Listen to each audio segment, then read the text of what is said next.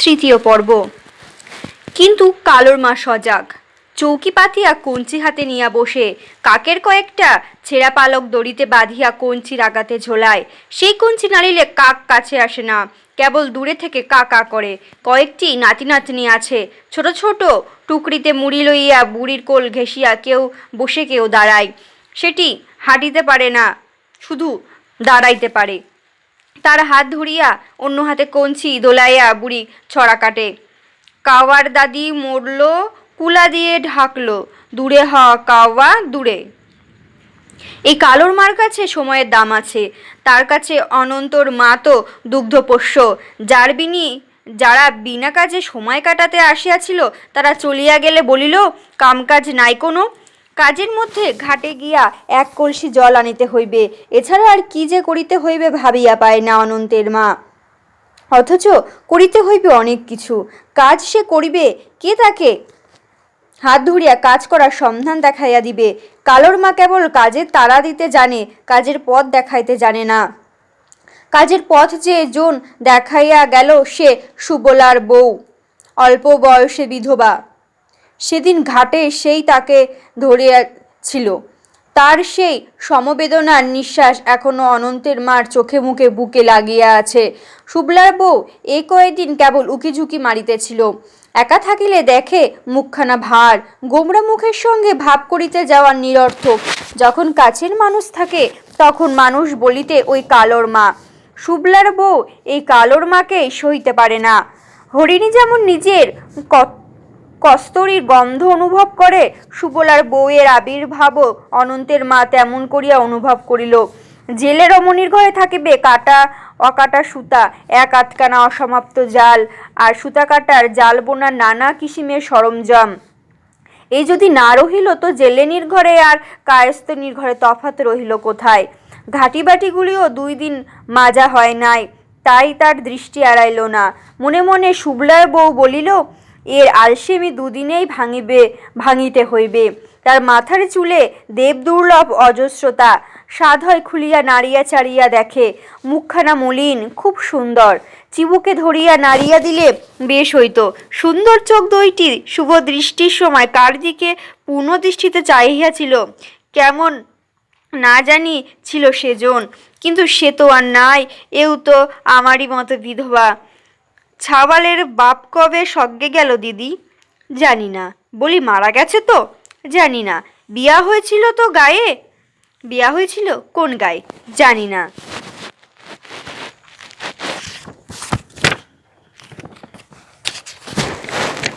আমি কই, বিয়া একটা হয়েছিল তো?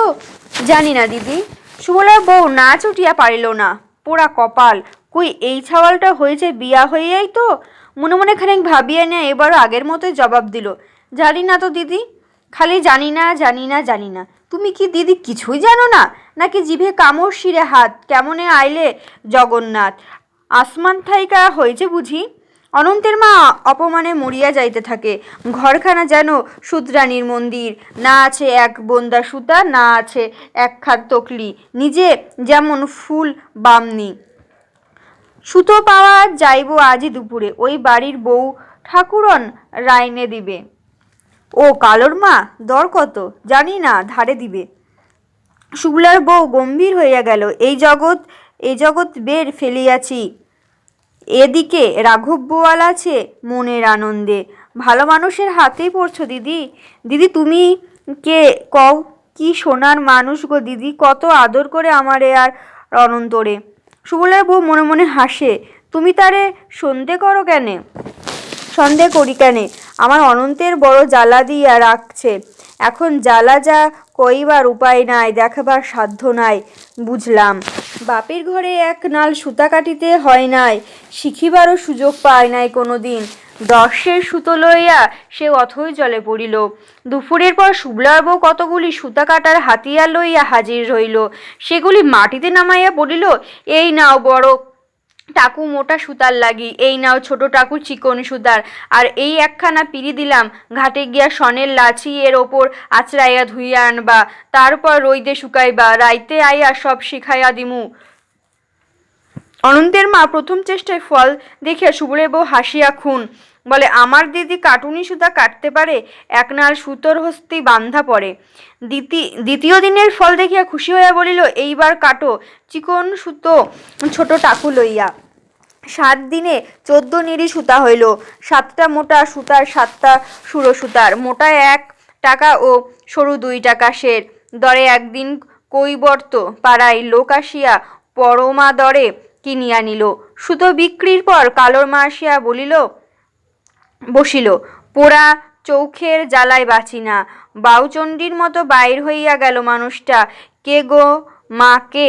নাম তো জানি না মা, খালি মুখে চিনা। ওই যে সুতো আনতে গেছিলাম। ও চিনছি, শুভলার বউ। শুভলা নাই, তার বউ আছে। আগে ডাকতো বাসন্তী, আমি ডাকতাম রামদস্যুর ভাগিনী।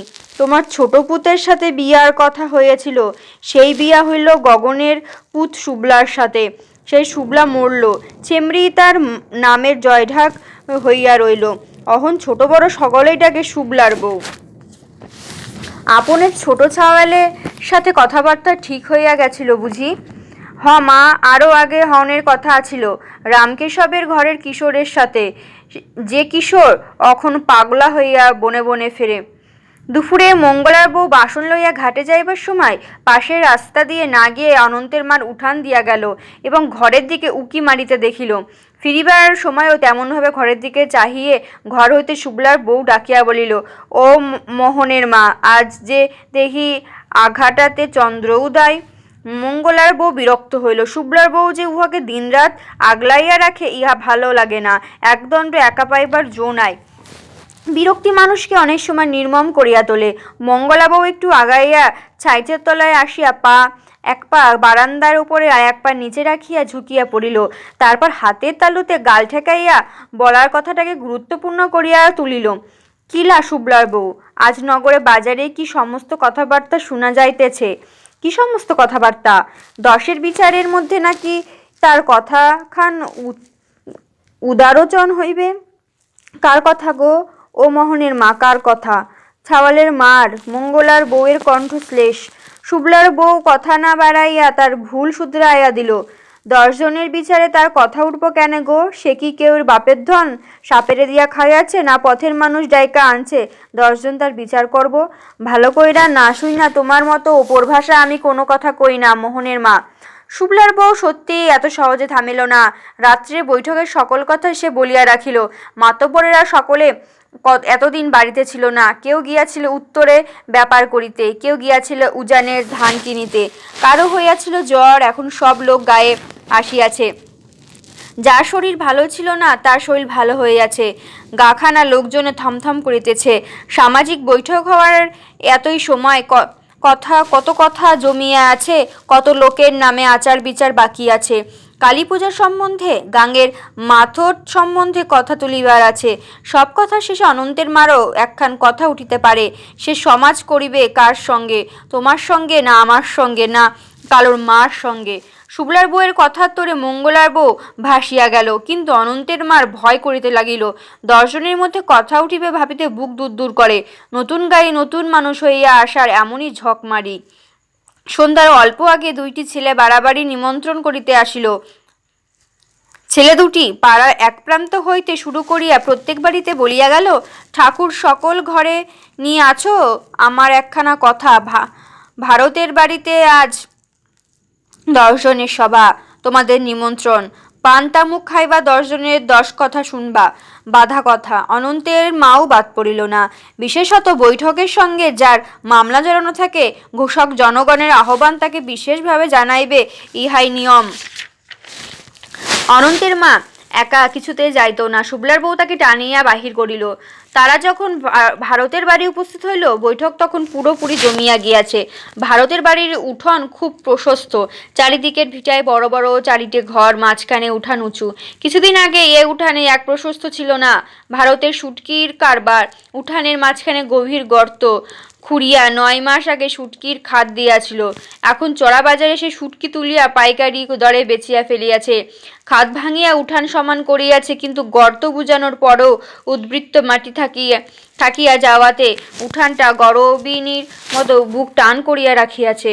মেয়েরা সেখানে রাধে, ধান সিদ্ধ করে, মুড়ি চিরা করে, মাথায় তেল দেয়, উকুন বাছিয়া দেয় পরস্পরে।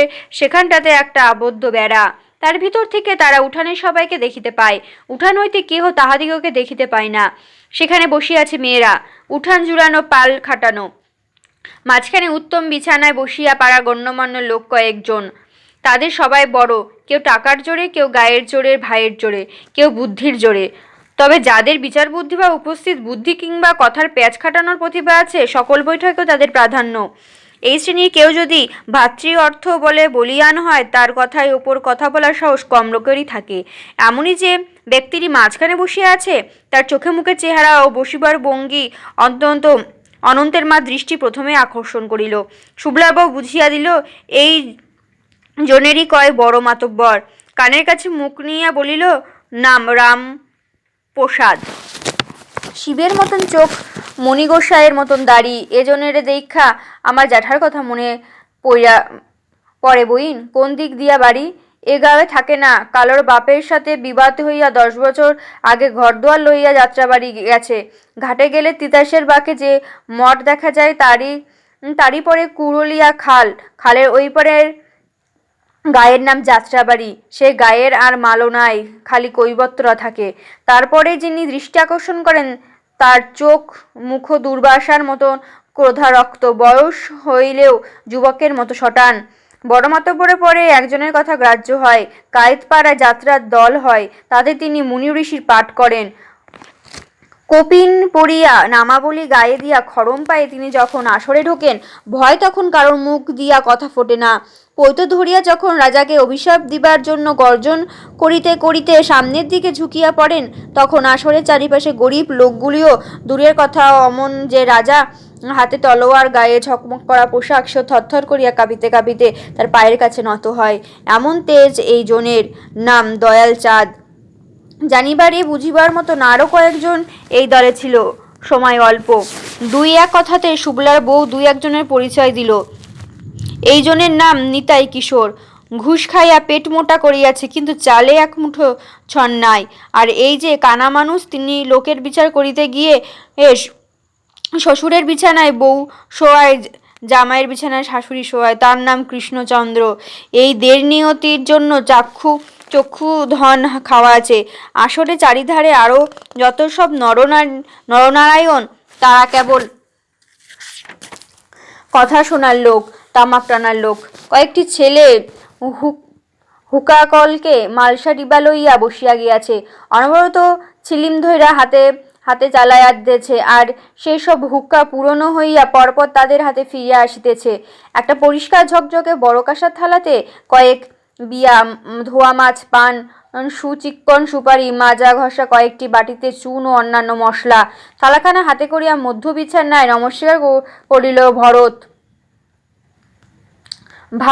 10 জন পরমেশ্বর, আমার একখান কথা, পাননি দেওয়ার সময় আছে। সকলে সম্মতিসূচক দৃষ্টিতে তাকাইল। পরে রামপ্রসাদের দৃষ্টিতে ইঙ্গিত পাইয়া ভারত নিজে মাতব্বরদিগকে পান পাঠিয়া দিল। পরে পাড়ার একটি ছেলের হাতে থালাখানা তুলিয়া দিল। সে ক্ষিপ্র হস্তে এই জনারণ্য পান বাটা শুরু করিল, কিন্তু শেষ না করিলে বৈঠকের কথা আরম্ভ হইয়া গেল। দয়াল চাঁদ দুর্বাসাসুলভ ভঙ্গিতে চারিদিকে তাকাইয়া লইল। তারপর রামপ্রসাদের মুখের ওপর চোখ তুলিয়া জিজ্ঞাসু হইল।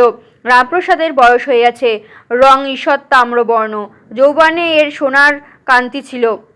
চামড়ার বার্ধক্য ঠেলিয়া নিজেকে জাহির করিয়াছে যে মোটা হাড়গুলি তারই প্রমাণ দেয়। যৌবনে এর শরীরে অসুরের শক্তি ছিল। চোখ দুটিতে দেবসুলভ আবেশ, তার মধ্যে থেকে ধীরতার তাত্র তেজ ফুটিয়া বাহির হয়েছে।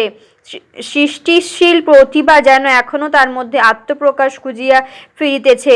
কোনো এক সত্যবৎসর সন্ধান সুদূরে মেলিয়া রাখিয়াছে তাহার অনন্ত প্রশ্নের জবাব না পাওয়া বড় বড় দুটি চোখ।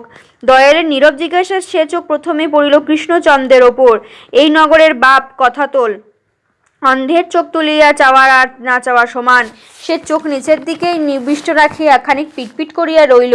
তারপর ভদ্র গলায় জিজ্ঞেস বলিল, ভরত কই রে? কাকা এই তো আমি এখানে। এখানে থাকলেই সারবো। তোর বাড়ির 10 জনের কি জন্য ডাকলে ক।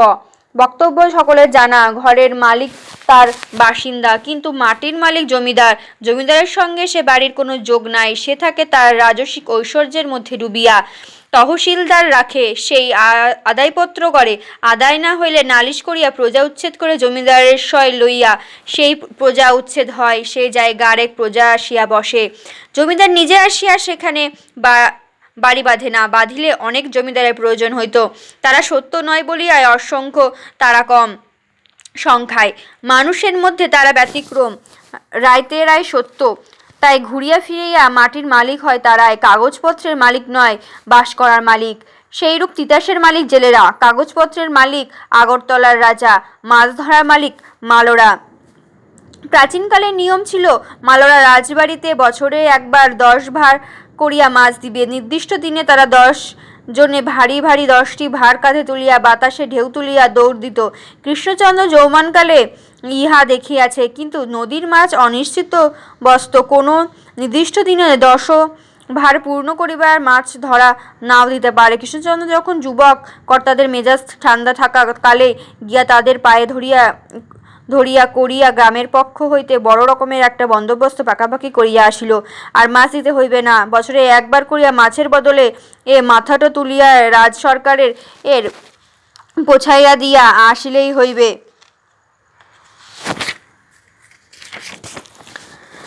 পোছাইয়া দিবার ভারও পড়িল তারই ওপরে। গত 3 বছরের কথা। সকলে যার যার মাথারও তার হাতে দিয়াছে। কিন্তু সম্প্রতি রাজপিয়াদা জানাইয়া গিয়াছে 3 বছরের খাজনা বাকি পড়িয়াছে, অতঃপর আর বাকি পড়া উচিত হইবে না।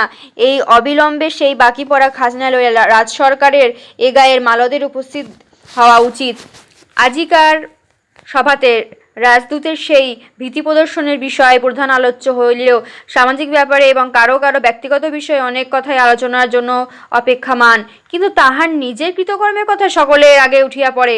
সেই ভয়ে কৃষ্ণচন্দ্র জোর করিয়া মুখে একটু হাসি টানিয়া নত মুখেই বলিল, কি আর কইব, ভারতের মায়ারে বিয়া দিতে লাগবো, তারই কথা উচ্চারণ করবার জন্য বৈঠক ডাকাইছে। কথা কি আর আমরা বুঝতে পারি না? হা করতে আলাজিহার টের পাই। ভারত আর 2.5 বছরের নগ্না নন্দিনী বরোদ্যমান অবস্থায় একটু আগে কোল হইতে নামিয়া আসিয়াছে। তাহারই সম্পর্কে রসিকতা উঠিয়াছে দেখিয়া সে চটপট উত্তর দিল, মাতব্বর কাকা থাকতে আমার মায়ার আবার বিয়ার ভাবনা? কাকা রাজি হইলে এই বৈঠকে 7 পা ঘুরাইয়া দিতে পারি। এ কথাটা খুব হাসির। কৃষ্ণচন্দ্র মুখ নিচু করিয়া হাসিল। কেউ কেউ সে হাসিতে যোগ দিল, অনেকেই দিল না। যারা যোগ দিল না, একটু পরে ভারত যখন মূল কথা উত্থাপন করিল, তাদের মধ্যে তখন একটা অসন্তোষের গুঞ্জনা উঠিয়া মিলিয়া গেল। আসর চারিপাশে সর্বসাধারণ স্তরে যারা বসিয়াছিল তাদের মধ্যে অনবরত হুক্কা চলিতে লাগিল এবং কাশির মাত্রাটাও এই সময় চারিদিকে একটু বাড়িল। মনে অসন্তোষ বাহির প্রকাশের ভাষা হয়তো ইহাদের আছে, কিন্তু প্রতিষ্ঠাহীন জীবনে সাহসের স্বভাব সুলভ অভাবই ইহাদিগদের যুগে যুগে দাবাইয়া রাখে। তাই ইহারা আগাইয়া আসিয়া সরবে মনের আলোড়নকে ভাষা দিয়া প্রকাশ করিতে পারে না। অন্যায়ের বিরুদ্ধে প্রতিবাদের সাহস হারাইলে অন্যায়কে এরা কোনো যুগেই হজম করিয়া নেয় না। তাই কালে কালে দেশে দেশে এরা আগাইয়া সামনে আসিতে না পারিলেও এই অব্যক্তের দল প্রতিবাদ ঠিক জানায়, কোথাও হাসিয়া, কোথাও কাঁদিয়া, কোথাও শীষ দিয়া, আবার কোথাও তৈজস্য পত্র ভাঙিয়া বা দেওয়ালে মাথা ঠুকিয়া ও কেরোসিন সিক্ত বস্ত্রাঞ্চলে দেশলাইয়ের কাঠি ধরাইয়া। গোকনঘাট গ্রামের মালদের সাধারণ স্তরের লোকেরা মাতব্বরের অন্যায় কাজের বিরুদ্ধে প্রতিবাদ জানাইল। সেদিন হুক্কা টানিবার ছলে অনেকে একসঙ্গে কাশিয়া দয়ালচাঁদের মুখ দিয়া অনুচ্চ স্বরে বাহির হইল, আমি হইলে তিতাসের জলে তলাইয়া গিয়া মান বাঁচাইতাম। 10 বৈঠকে লক্ষণ বর্জনের পালা খান তুমি করো না দয়াল ব্যাপারী। বজলীলার দিনে কুরুক্ষেত্র ঘটাইয়া লাভ নাই। কোনো ক্রেতাযুগে কি কইরা রাখছো, অহংতারে ধইরা জল খাও।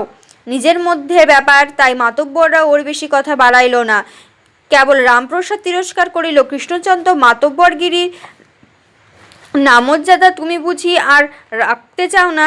কৃষ্ণচন্দ্র খুব লজ্জা পাইল। বলিল, আর কটা দিন ক্ষমা করো ঠাকুর সকল, আমার একখান কথা। রামপ্রসাদ ফিরিয়া দেখে তার ঠিক পিঠের কাছে রেশমি চাদর গায়ে একজন ওর কথা কহিয়া উঠিয়াছে। কি কইতে চাও কও না। যারা এখানে হইতে মাছ কিনিয়া শহরে গিয়া বিক্রি করে তাদের সামনে এক নতুন সমস্যা দেখা দিয়াছে। সে সমস্যা, সে একজন ভুক্তভোগী। মোড়লের আসবাব পাইয়া জানাইল আনন্দবাজারের মাছ বিক্রেতার কাছে এখন জমিদারের লোকে মাসুল চাহিতে শুরু করিয়াছে। মাছের ভার পিছু 2 আনা করিয়া মাসুল না দিলে বলিয়া দিয়াছে মালদিগকে বাজারে বসিতে দিবে না। রামপ্রসাদের চোখে মুখে একটা কঠোরতার ছায়া পড়িল। সে বাজারে ইতিহাসখানা চকিতে তার মনের পয়দার ছায়া ফেলিল। জগৎবাবু আর আনন্দবাবু শহরের এই দুজন গণ্যমান্য জমিদার একই সময় নিজ নিজ নামে 2টি বাজার বসায়। দুজনেই চায় নিজের জমুক, অন্যায় না জমুক। দুজনেই লোকে মালদের ধরিয়া পড়িল। মালরা তার কথা মান্য করিবে ভাবিয়া পায় না। রামপ্রসাদের কাছে সকালে আসিয়া জগৎবাবুর লোক, বিকেলে আসিয়া আনন্দবাবুর লোক। সে যার পক্ষে টলিবে মালরা তারই বাজারে যাইবে। সকালে যারা আসিল গোপনে জানাইবে, বাবু তোমার 30 টাকা দিবে, তুমি কথা কও। সে কথা কহিল না। বিকালে যারা আসলো তারা জানাইল মালবাবু মালদের প্রত্যেককে 25 টাকা নগদ দিবে আর একখানা করিয়া ধুতি দিবে। রামপ্রসাদ তাহাদিগকে পান পাতা তামাক খাওয়াইল। পরের দিন মালরা দলে দলে মাছের ভার লইয়া আনন্দবাজারের পসরা সাজাইল। যারা ব্যাপারী তারা তো গেলই, যারা ব্যাপারী নয় তারাও নৌকাঘাটে বাঁধিয়া এক ভার মাছ লইয়া বাজারে আলো করিল। কি জমাটাই না জমিয়াছিল সেদিনকার বাজার। সেদিন হইতে জগৎবাবু কানা। আনন্দবাবু সেদিন মুখে হাসি ধরিতেছিল না। সে আনন্দবাবু আজ নাই। তার লোকেরা আজ গোকর্ণ ঘাটের মালদের কাছে খাজনা চায়। শোনো ব্যাপারী বাবুরে সাপ কথা কইয়া দিও, মালরা মাছ বেচতে কোনো সময় মাসুল দেয় নাই, দিবেও না। জায়গা দেউক আর না দেউক, মালরা বাজার জমাইতে যেমন জানে ভাঙতেও জানে। তারা যেখানে যায় আ পথে পথ হয়, আ বাজারে বাজার হয়। তামসির বাপের কানে এ সকল কথা ঢুকিতেছিল না। সে নিজের কথা ভাবিতেছিল, এই বৈঠকের কথা আর তার কথা উঠিবে। মনে মনে সে নিজের অপরাধী স্থির করিয়া রাখিল। সত্যই তো পাড়ার মধ্যে ঐক্য রাখা ও পাড়ার স্বার্থ দেখা সর্বাঙ্গে কর্তব্য। তারা আমার কে? তারা মালদের ঘরে নেয় না। মালরা কোনো জিনিস ছুঁইলে সে জিনিস তারা অপবিত্র মনে করে। পূজা পার্বণে মালরা তাদের বাড়ির প্রসাদ খাইলে এটো পাতা নিজে ফেলিয়া আসিতে হয়। সে পাতা ওরা ছোঁয় না, জাত যাইবে। এরা মালদের কথা কত ঘৃণা করে। মালরা লেখাপড়া জানে না, তাদের মতো ধুতি চাদর পরিয়া জুতো পায়ে দিয়া বেড়ায় না। কিন্তু তাই বলিয়া কি তারা ছোঁয়ারও অযোগ্য? মালরা মালো বলিয়া কি মানুষ নহে? এমন সময় তার ডাক পড়িল। ডাকিল, দয়াল চাঁদ, তামসির বাপ শুনছনি? হ কাকা, শুনছি, কও। দয়ালচাঁদ বলিয়া চলিল, বাজারের কাছে তোমার বাড়ি। বাজারের কায়েতরা তোমার বাড়ি আসিয়া নাকি তবলা বাজায় আর মেয়েদের দিকে নজর দেয়। ভাবিয়া দেখো, কায়েতদের সঙ্গে মিশিতেছ বলিয়া তারা তোমাকে কায়েত বানাবে না, তুমি মালই থাকিবে। তারা তোমার বাড়ি আসিয়া যদি সিংহাসনও দাও, তুমি তাদের বাড়ি গেলে বসিবে, দিবে ভাঙা তক্তা। তুমি রূপোরও হুকোতে তামাক দিলেও তোমাকে দিবে শুধু কলখানা, নানা কাজখানা। তুমি ভালো করিতেছ না। অনুতপ্ত তামসির বাপ শুধু এই কথাটি কয়টি বলিতে পারিল, 10 জনে পরমেশ্বর, অনেক কাঁদছি, আর আমাদের কাঁদাইও না। অবশেষে উঠিল অনন্তের মার কথা। তার বুক দূর দূর করিতে লাগিল। এক কথাও ভারতে তুলিতে হইল। নতুন যে লোক আসিয়াছে আপনার সকলেই শুনিয়াছ, তারে নিয়া কিভাবে সমাজ করিতে হইবে আপনারা বলিয়া যান। তারে কার সমাজে ভিড়াইবেন? কৃষ্ণ কাকার, না দয়াল কাকার, না বসন্তর বাপ কাকার? কৃষ্ণচন্দ্র বলিল, কোন গোষ্ঠীর মানুষ আগে জিগাইয়া দেখো, কোন কোন জায়গায় গিয়াতিয়াছে জানো? আদেশ মতো শুভ্রার বউ তাকে জিজ্ঞেস করিল। অনন্তের মা কাঁদিতে কাঁদিতে বলিল, বইন সকল গোষ্ঠী গিয়াতের কথা আমি কিছু জানি না। শুনে সকলের নিরুৎসাহ হইল। কেহই তাহাকে নিজের সমাজে লইতে আগ্রহ দেখাইল না। কৃষ্ণচন্দ্র বলিল, আমার সমাজ 20 ঘরের, ঘর আর বাড়াইতে চায় না। দয়ালচাঁদের সমাজে 10 ঘরের, প্রত্যেকেই ঘর বড়, তার সমাজে ঠায় অসম্ভব। মঙ্গলা বসিয়াছিল সকলের পশ্চাতে, ঠেলিয়া ঠুলিয়া আগাইয়া আসিয়া সে বলিল, আমার সমাজে মোটে 3 ঘরের। রামপ্রসাদ জিজ্ঞেস করিল, কারে কারে লইয়া তোর সমাজ? শুভ্রার শ্বশুর তা আর কিশোরের বাপের লইয়া। তা হইলে নতুন মানুষ লইয়া তোর সমাজ হইল 4 ঘর। হ কাকা। কৃষ্ণপক্ষের দশমীকে একাদশী হইবে। কালী ঢালা আধারের ভিতর দিয়া রামপ্রসাদ চলিয়াছে, তার সারা দেহ বার্ধক্য যেন জোর করিয়া ছাপ মারিয়াছে। অঙ্গ প্রত্যঙ্গে গ্রন্থিবন্ধন যেন অনেক কষ্টে শিথল হইতে পারিতেছে। আবেশায়িত চোখ দুটি হইতে কিঞ্চিৎ দৃষ্টিশক্তি যেন সবলে অপসৃত হইয়াছে। রামপ্রসাদের আজ যেন কি হইয়াছে। রামপ্রসাদে পথ হারাইয়া ফেলিল। যে পথ চিনিয়া চলে তার পথ একটি, আর যে দিশাহারা হইয়া চলে তার পথ শত শত। মালিবাড়ির পথের পর আরেকটা পথ পা দিয়া তার আন্তঃকেন্দ্রিক চিন্তার সুব্ধতার সহসা ঢেউ জাগাইয়া এই মালিনী।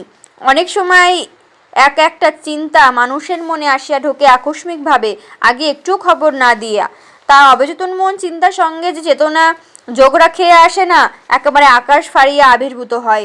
সে মীমাংসা মনস্তাত্ত্বিকের কাজ আমরা দেখিতে পাই। সে চিন্তা আকস্মিক আসিলেও আগের চিন্তাগুলি তাহা অনুপূরক। তাই মালিনী তার মনে আকস্মিক হইলেও সঙ্গে সঙ্গে জানা গেল সে একটা প্রসঙ্গের আবছাত তরীর ভর করিয়া আসিয়া নামিয়াছে তার চিন্তার জোয়ারে। হয়তো রামগতির উঠানে জড়ানো জাল দেখিয়া মনে হইয়াছিল বিভ্রান্ত রামপ্রসাদের যে এটা মালিনীর বাঁশের ঝাড়। হয়তো পথ চলিতে চলিতে এও মনে হইয়াছিল আমার পথের ডান দিকে একটা বাড়ি আছে, সেটাকে বলে মালিবাড়ি। সে বাড়ি এখন পোড়ো। তার পাশ দিয়া যে পথ গিয়াছে, রাতে সে পথে কেউ হাঁটে না। বেঘরে মরা মালিনীর প্রেতাত্মা এখানে মূর্তি ধরিয়া পথিককে ভ্যাংচায়, আর নানা প্রকার সাপ এ পথে ঘুরিয়া ঘুরিয়া ব্যাং ধরে। কিন্তু এ বাড়ির আগে তো এমন ছিল না। এর চারিদিকে মালঞ্চ ঘেরা ছিল। একদিকে ফুলবাগান, একদিকে বেগুন ক্ষেত, একদিকে বাঁশঝাড়, আম গাছ, আর পূর্ব দিকে পুষ্করণী। ফুলগুলিতে মৌমাছিরা গুনগুন করিত, আম গাছে বসন্তে কোকিল ডাকিত, বাঁশঝাড়ে দিন রাত পাখপাখুলি কলরব করিত। মালিনীর যখন বয়ঃসন্ধি সে তখন কলাপাতা লইয়া এই পথ দিয়া পাঠশালায় গিয়াছে। ভরা যৌবনে মালিনীকে দেখিয়াছি, এখনো মনে পড়ে। দাওয়ায় বসিয়া মালি ও মালিনীতে ধুঞ্চি বুনিয়াছে। শেষে একদিন মালি মরিয়া গেল, তখনও মালিনীর ভরা যৌবন সেই আবরণ যৌবন ভরা আগলাইয়া বহুদিন সে কাটাইয়া দিল। বাড়ির চারিদিকে মালঞ্চের বেড়া তখন ছিল।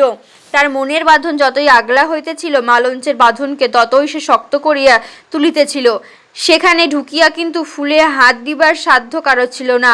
মুখে প্রণয়ের মধুভাণ্ড ধারণ করিয়াও সে বাড়িতে পা ফেলিতে অনেক বুক শঙ্কার সংকুচিত হইত। আজ মুখে কালকুটের বোঝা লইয়া জাতকেউটেরা অসংকোচে ঘুরিয়া বেড়ায়। এরকম হইল কেন? কেন মালিনী যৌবনের ছেলে পেলেগুলি, বার্ধক্যে নাতি নাতনিগুলি এবারে আঙিনায় খেলাইতে নামিল না? তার থেকে কেন আরও 10টা জোয়ান পুরুষের নারী ঘর্মক্রান্ত দেহে এই বাড়ির ফুলফলের ভার সাজাইতে আজ এখানে কর্মব্যস্ত নয়? সংখ্যায় বাড়িয়া এ বাড়ির স্থানেরা অকুলান দেখিয়া, আরও জঙ্গল কাটিয়া খানায় মাটি ফেলিয়া তারা কেন আরও 2-4টি মালিবাড়ির গোড়াপত্তন করিল না? ইহাতে বাধা জন্মাইল কিসে? এ সকল সহজ পন্থার বিরাট সম্ভাবনা কেন এক মালিনীর বুকের কানাচে শুকাইয়া মিলাইয়া গেল? এমন করিয়া কেন বাড়ি খালি হইয়া পড়ে? একদা যারা বাস করে পরে তারা কোথায় চলিয়া যায়? কেন আবার নতুন মানুষ আসে না? মালিনী অনেকবার বাঁশের মাচাতে লাউ কুমড়ো গাছ লতাইয়া দিয়াছে, তাতে ধরিয়াছে অজস্র লাউ কুমড়া। সে নিজে কেন একটা শক্ত মাচাকে আশ্রয় করিয়া ফলবতী হইয়া উঠিতে পারিল না? অতএব এবারের চেহারা আগের মতন আমলান থাকিয়া যাইত। নতুন যুগে সম্ভাবনা লইয়া নতুন মানুষ এর আঙিনায় খেলাইয়া বেড়াইত। নতুন শিল্পীরা যুগের চাহিদা পূরণ করিয়া নতুন চাহিদা জাগাইতে নতুন রকমের শিল্প রচনা করিয়া যাইত।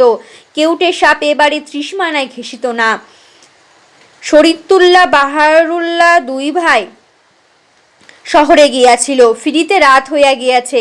গ্রামের অন্ধকার পথগুলি একসঙ্গে অতিক্রম করিয়া বাড়ির কোণে আসিয়া ছাড়াছাড়ি হইল।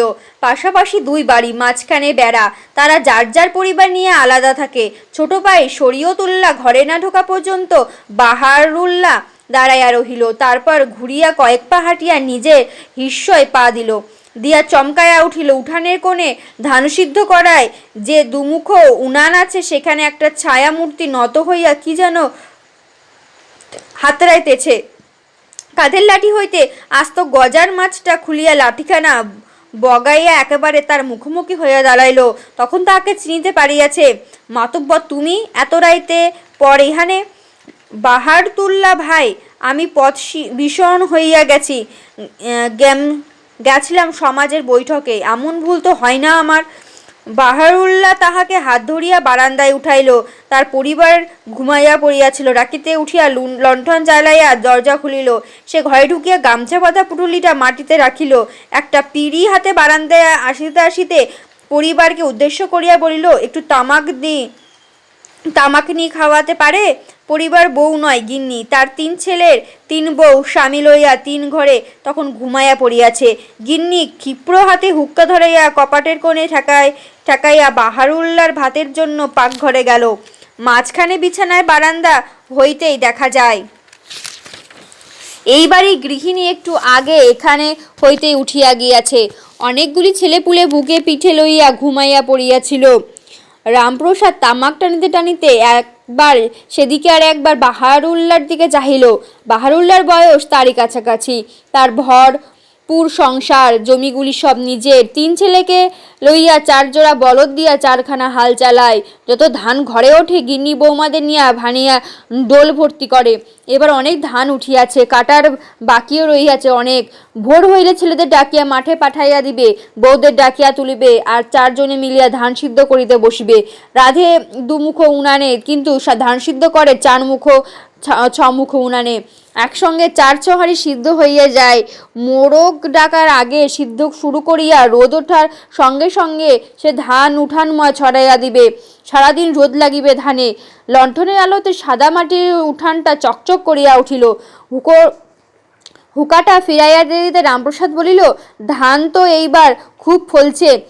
মাতুব্বর, জারি গাইবা না? না, এইবার ক্ষমা দিলাম। ধান যেরকম গমাইয়া পাকাতে লাগছে, জারি ওস্তাদের খোঁজে ঘোড়ায় সময় কই। এ মুখ ধোয়া ছাড়িয়া রামপ্রসাদ উঠানের দিকে একবার চাহিল। এ উঠানে কত জারি গান হইয়াছে। মল্লুকের সেরা ওস্তাদ আনা হইতো। 1 মাস ধরে সে ওস্তাদ পাড়ার ছেলেদের শিখাইতো। তারপর নিমন্ত্রণ করিয়া পাল্টা দল আনা হইতো। 2 দলে হইতো প্রতিযোগিতা। ছেলে ও যুবার দল কাছাকাছি কোমরে কোমর ধরিয়া বীরের নাচ নাচিত। সারা উঠোন কাঁপিয়া উঠিত। গান যা জমিত! বাহারুল্লাহ ভাই গানগুলি কি ভালো লাগিত! এই 2টা গানের সুর এখনো মরমে গাথা হইয়া আছে। মনে লয় উড়িয়া যায় কারবালার ময়দানে, আর জয়নালের কাইন্দনে মনে কি আর মানে রে, বৃক্ষের পত্র ঝরে।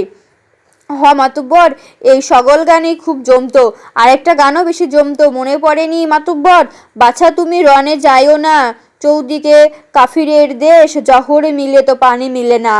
এই সকল গান বছর শুনি না। আমার এই উঠানে জারি গান কতবার হয়েছে, যে গানে মালোরাও নিমন্ত্রণ পাইত। রামপ্রসাদ কতদিন এই উঠানে বসিয়া শুনিয়াছে। বীররস করুণরসের এ সকল গান শুনিতে বসিলে ওঠা যায় না। কয়েক বৎসর ভালো ফসল হয় না। চাষিরা কেবল দেনায় জড়াইয়া যাইতেছে। লোন কোম্পানির টাকা আনিতে কত চাষি আর শোধ করিতে পারে নাই বলিয়া প্রতি কিস্তিতে কত শাসানি, কত ধমক খাইয়া মরিতেছে। জারি গাইবে তারা কোন আনন্দে? এবার ভালো ধান হইয়াছে, সে ধান তুলিয়া সারা হইতেছে। জারি গান গাহিবার সময় কই? মালগোষ্ঠীর কালী পূজায় দেরি কি মাতব্বর? বেশি দেরি নাই, সামনের অমাবস্যায়। এইবার গান দিবা না? 8 পালা চাইলপালা যাত্রা, চাইলপালা কবি। 8 পালা? এই টাকা দিয়া তারা মালোপাড়ায় যদি একটা স্কুল দিত। আর স্কুল? মালোরা পুলকে বাঁচে না, তার দিবি স্কুল? দেখো মাতব্বর, নিজের আঞ্জি ক খ শিখলাম না, কিন্তু কালা আখর যে কি চিজ এখন কিছু কিছু টের পাই। মসজিদের কিনারে এলো মালির যে বক্তব্য জমাই আছি বেহানে, তার কাছ দিয়া যাইতে যাইতে খাড়া হইয়া থাকি। তারা পড়া করে, আমার কানে মধু বরিশন করে। বাহারুল্লাহ ভাই, উচিত কথা কহিলে মালোরা লাঠি মারতে চায়। এই দুঃখেরই গাও ছাইরা দেশান্তরী হইলাম। জোরে একটা টান দিয়া হুক্কা রাখিতে বাহারুল্লাহ বলিল, মালগোষ্ঠী সুখে আছে, মরছে আমরা চাষারা। ঘরে ধান থাকলেও কি কোমরে 1খানা গামছা জোটেনি। পাট বেচেবার সময় কিছু টাকা হয়, কিন্তু খাজনা আর মহাজন সামলাইতে সব শেষ। কত চাষার তখন জমি বেচে তোমরা তাদের দোয়ার, এখন অবধি আমার জমিতে হাত পড়ছে না, পরে কি হইবে কখন যায় না। এই কামও কয়রা না বাহারুল্লাহ ভাই, জানো থাকতে এ জমি ছাইর না। মালগোষ্ঠীর কথা আলগা, তারা জলের উপরে জলটুঙ্গি বাইন্ধা আছে, জোয়ারের বারে ভাটার কমে। জলের আবার একটা বিশ্বাস, মাটির সাথে সম্বন্ধ ছাড়া মানুষের জীবনে কোনো বিশ্বাস নাই বাহারুল্লাহ ভাই। চলো মাতুব্বর, তোমার আগাইয়া দেয়। রামপ্রসাদ উঠানে নামিয়া দেখে চাঁদ উঠিয়াছে, বড় তেজালো চাঁদ। সামনের দিকে যেন রথ ছুটাইয়া আসিতেছে, দোসনা উঠিতেছে। বাহারুল্লাহ ভাই, তুমি ঘর যাও, খাও গিয়া, অহন আমি একলায় যাইতে পারমু। সে শিশু আকাশের কোণে হামাগুড়ি দিয়া উঠিয়াছিল, সে এখন ধাপে ধাপে আগাইয়া আসিতেছে। সুনীল স্বচ্ছ আকাশখানা দূরের না দেখা জগৎ হইতে অনেকখানি নিচে যেন নামিয়ে আসিয়া ঘুমন্ত মালোপাড়ার উপর চাঁদোয়া ধরিয়াছে। গায়ে গায়ে লাগানো ছনের ঘরগুলি বিমল আলোর ধারায় স্নান করিয়া এককালে মাথা তুলিয়া আছে। কানাচে কানাচে পড়িয়া আছে ছোট ছোট ছায়া, তাই মারাইয়া চলিতে লাগিল রামপ্রসাদ।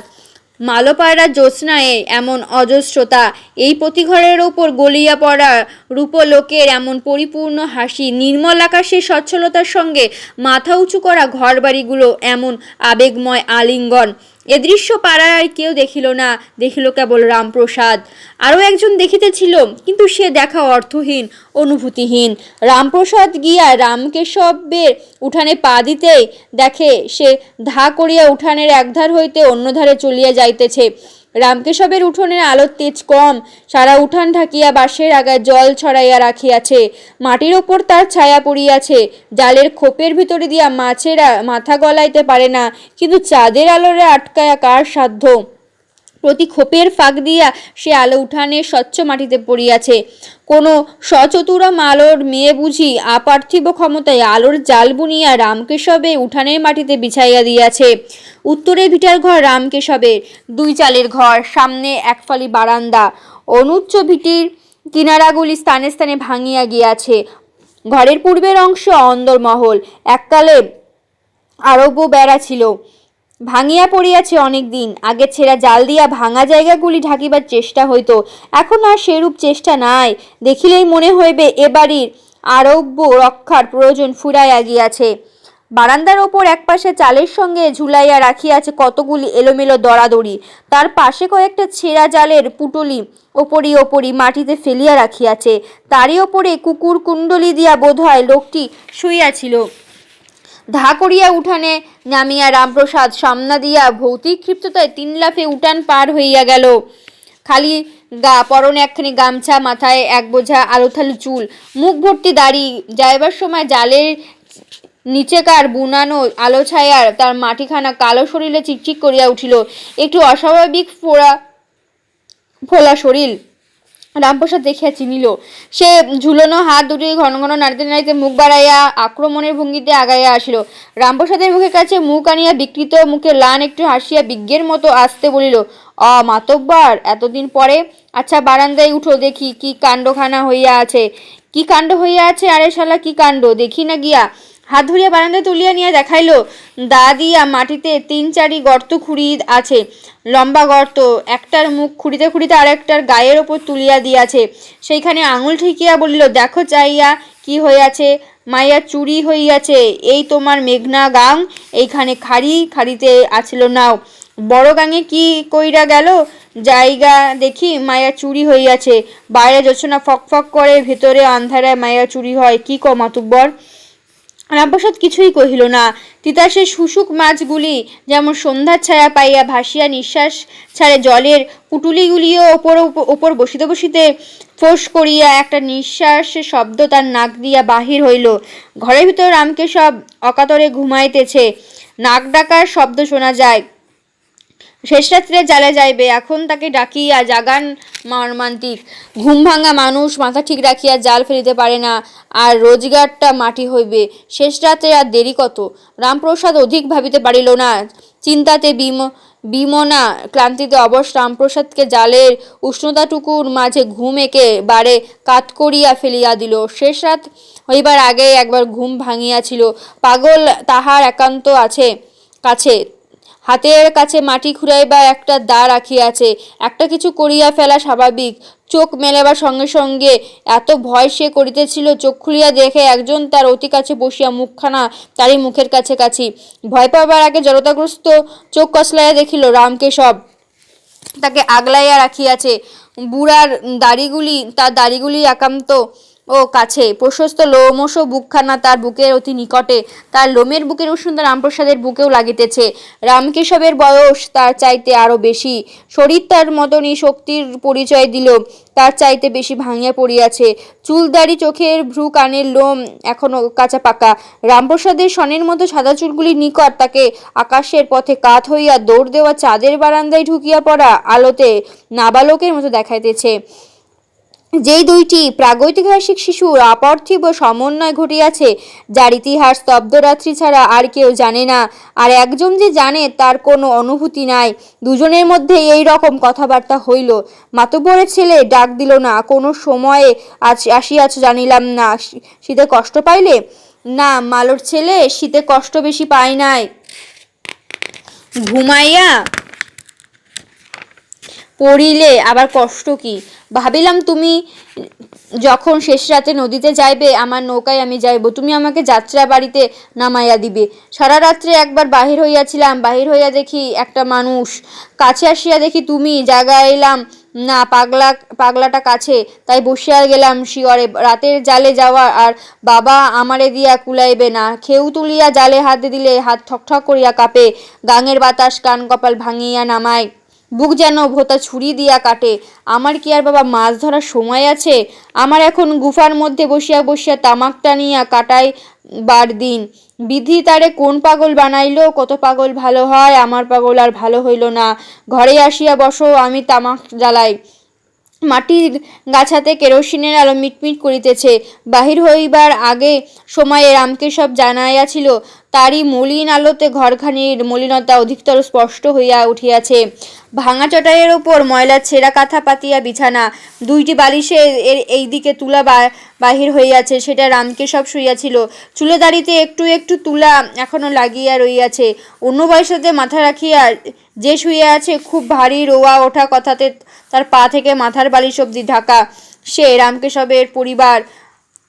ও বুড়ি, ওঠো, চাহিয়া দেখো। কাঁথায় পুটলি নড়িয়া উঠিল, মলিন কন্থার বরণে অন্তরাল হইয়া উন্মোচন হইয়া ততোধিক মলিন মুখমানা পূর্ণ করিল। এত রাইতে বাড়িতে কোন কুটুমের পাড়া? বজ্জাত বুড়ি, কথা কোস না। জামাই জামাই জীর্ণ স্মৃতির ছেঁড়া সুতাগুলি মিলাইতে অনেক চেষ্টা করিল, কিন্তু তার বাড়িতে জামাই কে আসিতে পারে, হিসাব মিলাতে পাইল না। পিছুটি পড়া চোখে ঘুমের ঘোর ছাপ পড়া, খাড়ি ওঠা চামড়ার মুখমণ্ডলে ঘুমের জলপ্রলেপ, তার উপর ফাঁকে ফাঁকে দাঁত না থাকার মুখে হা, এ সকল মিলাইয়া বুড়ির হতবুদ্ধির মতো তার দিকে চাহিয়া থাইকা রামকেশবের নিকটে এত কুৎসিত মনে হইল যে তার সহ্য করিতে পারিল না। হাত ধরিয়া তাকে একটানে তুলিয়া বসাইল। খুলিয়া যাওয়া কোটির ও বুকের কাপড় অশেষ চেষ্টায় ঠিক করিতে করিতে বুড়ি জিজ্ঞেস করিল, জামাই আইলো কোনখান থেইকা? না কইলে কেমনে বুঝি কও? যাত্রাবাড়ির জামাই, বসন্তর বাপ। ভাগ্নি জামাই দেশ দেশান্তরে মান্য করে, ভাগ্নি মরিয়া গিয়াছে, তাই এই বাড়িতে আর আসা যাওয়া নাই। বুড়ির মাথা কিঞ্চিত পরিষ্কার হওয়ার পর ঘোমটা টানিয়া দেওয়ার কথা মনে পড়িল। রাতের স্তব্ধতা ভেদ করিয়া অনেক দূরে মোরগ ডাকিয়া উঠিল। যারা খাটিয়া খায়, ইহা তাদের নিকটে ব্রহ্ম মুহূর্ত। এই সময় চাষিরা মেয়েরা ধানসিদ্ধ করিবার জন্য উনুনের মুখে আগুন দেয়। মালোর মেয়েরা চোখে মুখে জল দিয়া স্বর্ণসূতা কাটিতে বসে। পুরুষেরা যারা আগ্রাতে যায় নাই, এই সময় জাল কাঁধে রওনা হয়। কাঁধে জাল হাতে হুকা রামকেশব বাহিরে পাদরে দিতে বলিল, মাতব্বরের পুত, আইজ কিন্তু যাইও না। প্রতিটি ঘরের আঙিনাতে রোদ নামিয়াছে, সকালের সোনালি রোদ। কারোর বৌঝি বসিয়া নাই, কারোর ছেলে মেয়ে বিছানায় পড়িয়া নাই, আর আঙিনায় নামিয়া পড়িয়াছে। মায়েদের শাড়ি দুই ভাঁজ করিয়া গা ঢাকিয়া গলাতে বাঁধা ছিল, রোদ পাইয়া খুলিয়া দিয়াছে। খালি গায়ে এখন খেলাতে মগ্ন, কালোতে ফর্সাতে মেশা সুন্দর স্বাস্থ্যোজ্জ্বল শিশুর দল। রামপ্রসাদ তাহাই দেখিতে দেখিতে নদীর দিকে চলিল। তার চোখে আজ রোদের সোনা মিশিয়া চারিদিক সোনাময় হইয়া গিয়াছে। আজ এরা যেন সব সোনার শিশু, সোনার খেলনা হাঁড়িকুড়ি লইয়া রূপোর বালিতে ভাত চাপাইয়া চাঁদ সবুজের দেশে নিমন্ত্রণ পাঠাইয়াছে। তবে নেহাতি খাইবার স্থূল নিমন্ত্রণ।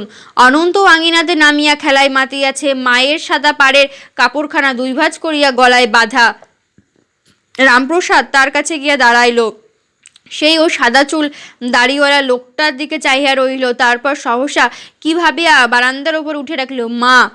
মা বারান্দায় নামিয়ে এমন মানুষকে তার আঙিনায় এমন বিহ্বলভাবে দাঁড়ায় থাকিতে দেখিয়া এত বিস্মিত হইল যে না পারিল ভিতরে চলিয়া যাইতে, না পারিল মাথায় ঘোমটা টানিয়া দিতে। রামপ্রসাদ আরও অগ্রসর অনন্তের একখানা হাত ধরিয়া হাসি মুখে বলিল, আমাকে দেখিয়া তোর ভয় করে? আমি তো তোর এখানে কোনো বিচার করিতে আসি নাই, আসিয়াছি কেবল তোকে দেখিবার জন্য। ভিন্ন গ্রামের মানুষ আমি, আমার বাড়িতে তোর মার মতো মা নাই, আমার আঙিনাতে তোর মতো ছোট দাদু ভাইয়েরা খেলা করে না। মা যদি এ গায়ে না উঠিয়া আমার গায়ে গিয়া উঠিত, এক ঘর আছি আমার গায়ে, তাহা হইলে দুই ঘর হইত। জন্ম মৃত্যু বিবাহ। জন্ম মৃত্যু বিবাহ তিন ব্যাপারে মালোরেরা পয়সা খরচ করে। পাড়াতে ধুমধাম হয়, অবশ্য সকলে খরচ করিতে পারে না। যাদের পয়সা করি নাই তারা পারে না। তবু প্রতি ঘরের জন্ম হয়, বিবাহ হয়, মৃত্যু হয়। এই তিনটি নিয়ে সংসার। এই তিনটির সাহায্যেই প্রকৃতি তার ভারসাম্য রক্ষা করিয়া চলিয়াছে। জন্মের পরে দীর্ঘ ব্যবধান অন্তে বিবাহ এবং তারপর দীর্ঘ ব্যবধান অন্তে মৃত্যু হইয়া থাকে। ইহাই প্রকৃতির নিয়ম। কিন্তু যে সমস্ত ঘরে জন্মের পরে মৃত্যু হইয়া যায় তারা দুর্ভাগা। কারণ তিনটি ব্যাপারে খরচপাতি করা হইলেও বিবাহ ব্যাপারে খরচই সবচেয়ে আনন্দ ও অর্থপূর্ণ। বিবাহে যৌবনের সৃষ্টির যে নিশ্চিন্ত সম্ভাবনা রহিয়াছে, সে লোকে পেছানোর পথ যেমন খাটো, তেমনি পথের দুই পাশে থাকে ফুলের বন, প্রজাপতি আর রামধনু।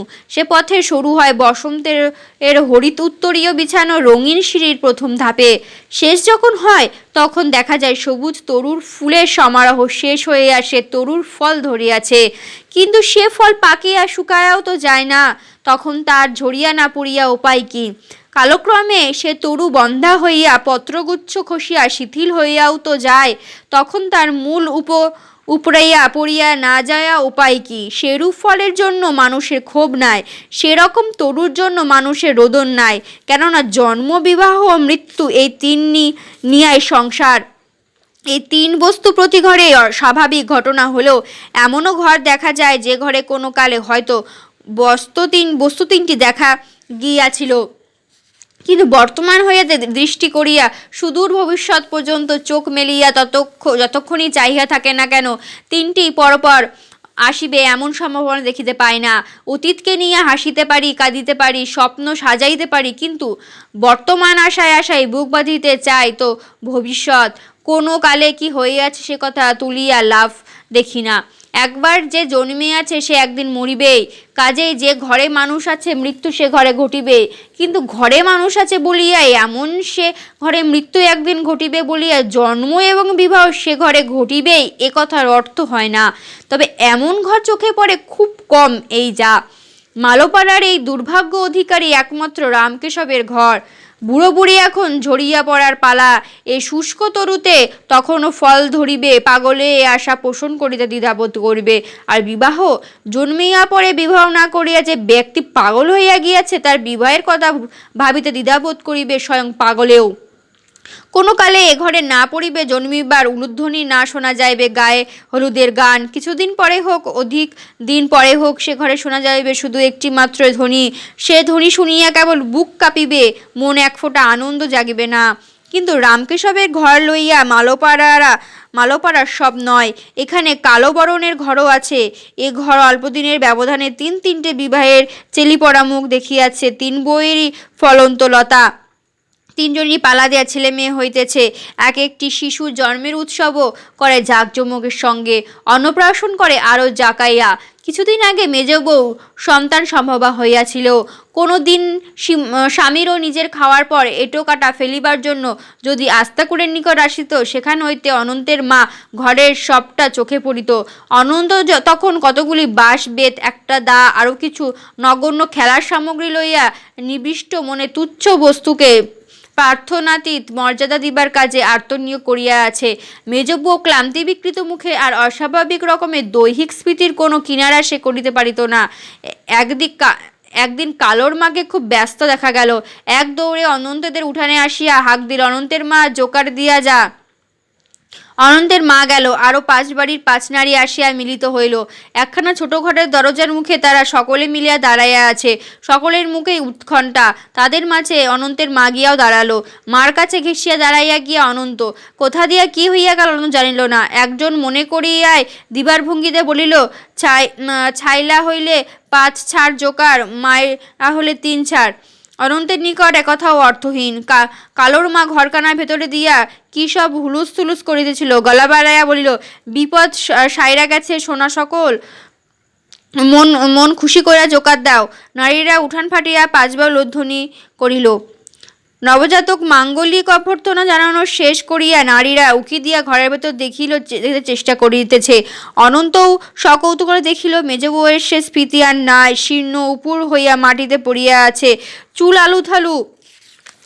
চূড়ান্ত সময়ের প্রাককালে তার মুখের ভেতর নিজের চুল পুড়িয়া দেওয়া হইয়াছিল। সে চুল এখনও কতক কতক মুখে করিয়া বউ বেহুশ হইয়া পড়িয়া আছে, রক্তে একাকার।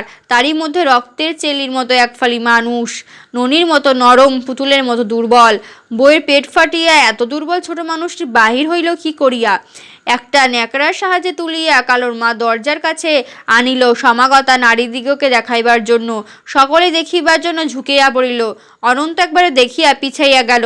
6 দিনের দিন ঘরে দোয়াত কলম দেওয়া হইল। এই রাত্রে চিত্রগুপ্ত আসিয়া সে দোয়াত হইতে কালি তুলিয়া সে কলমের সাহায্যে শিশুর কপালে লিখিয়া যায় তার ভাগ্যলিপি। 8ম দিনে আটকলায় পাড়ার ছেলেদের সঙ্গে অনন্তরও ডাক পড়িল। খই ভাজা, কলাই ভাজা, বাতাসে সেও কোচর ভরিয়া পাইল। 13 দিন পরে অশোচ অন্ত। সব কিছুরই ধোয়া পাখলার পর নাপিত আসিয়া কালো বরণ দিতিন ভাইয়ের রথের দিনের খাপছাড়া দাড়ি কামাইয়া গেল। মন্ত্র পড়িয়া পুরোহিত উঠিয়া গেল। উঠানে একটা চটাই পাতিয়া তাতে ধান চড়াইয়া দেওয়া হইল। নতুন একটা শাড়ি পরিয়া নতুন একটা রঙিন বড় রুমাল জড়াইয়া ছেলে কোলে মেজবউ বাহির হইল। চাটাইয়ের ওপর উঠিয়া ধানগুলি পা দিয়া সারা চটাইয়ে ছড়িয়া দিল। এদিকে নরনারী একসঙ্গে গলা মিলাইয়া গাহিয়া চলিল, দেখো রানী, ভাগ্যবান রানীর কোলেতে নাচে দয়াল ভগবান। নাচে রে গোপাল, খাইয়া ক্ষীর ননি, নাচিলে বানাইয়া দিব হস্তেরও পাচনি। 1 বার নাচো, 2 বার নাচো, 3 বার নাচো দেখি, নাচিলে গড়াইয়া দিব হস্তের মোহনবাসী। দক্ষিণা দিয়া বিদায় করিতে করিতে কালোবরণ পুরোহিতকে বলিল, দেখো তো কর্তা, মুখোপসাদের ভালো দিন নিয়ে আছে, 2 কাম 1 আয়োজনে সারা করতে চাই কি না? পঞ্জিকা দেখে পুরোহিত বলিয়া দিল, পরশুই একটা ভালো দিন অন্নপ্রাশনের।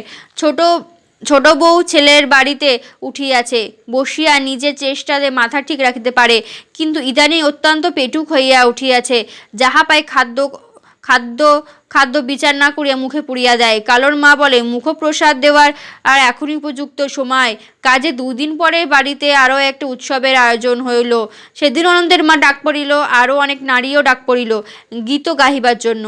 প্রথমে স্নানযাত্রা। ছেলে কোলে ছোট বউকে মাঝখানে করিয়া গান গাইতে গাইতে নারীরা তিতাসের ঘাটে গেল।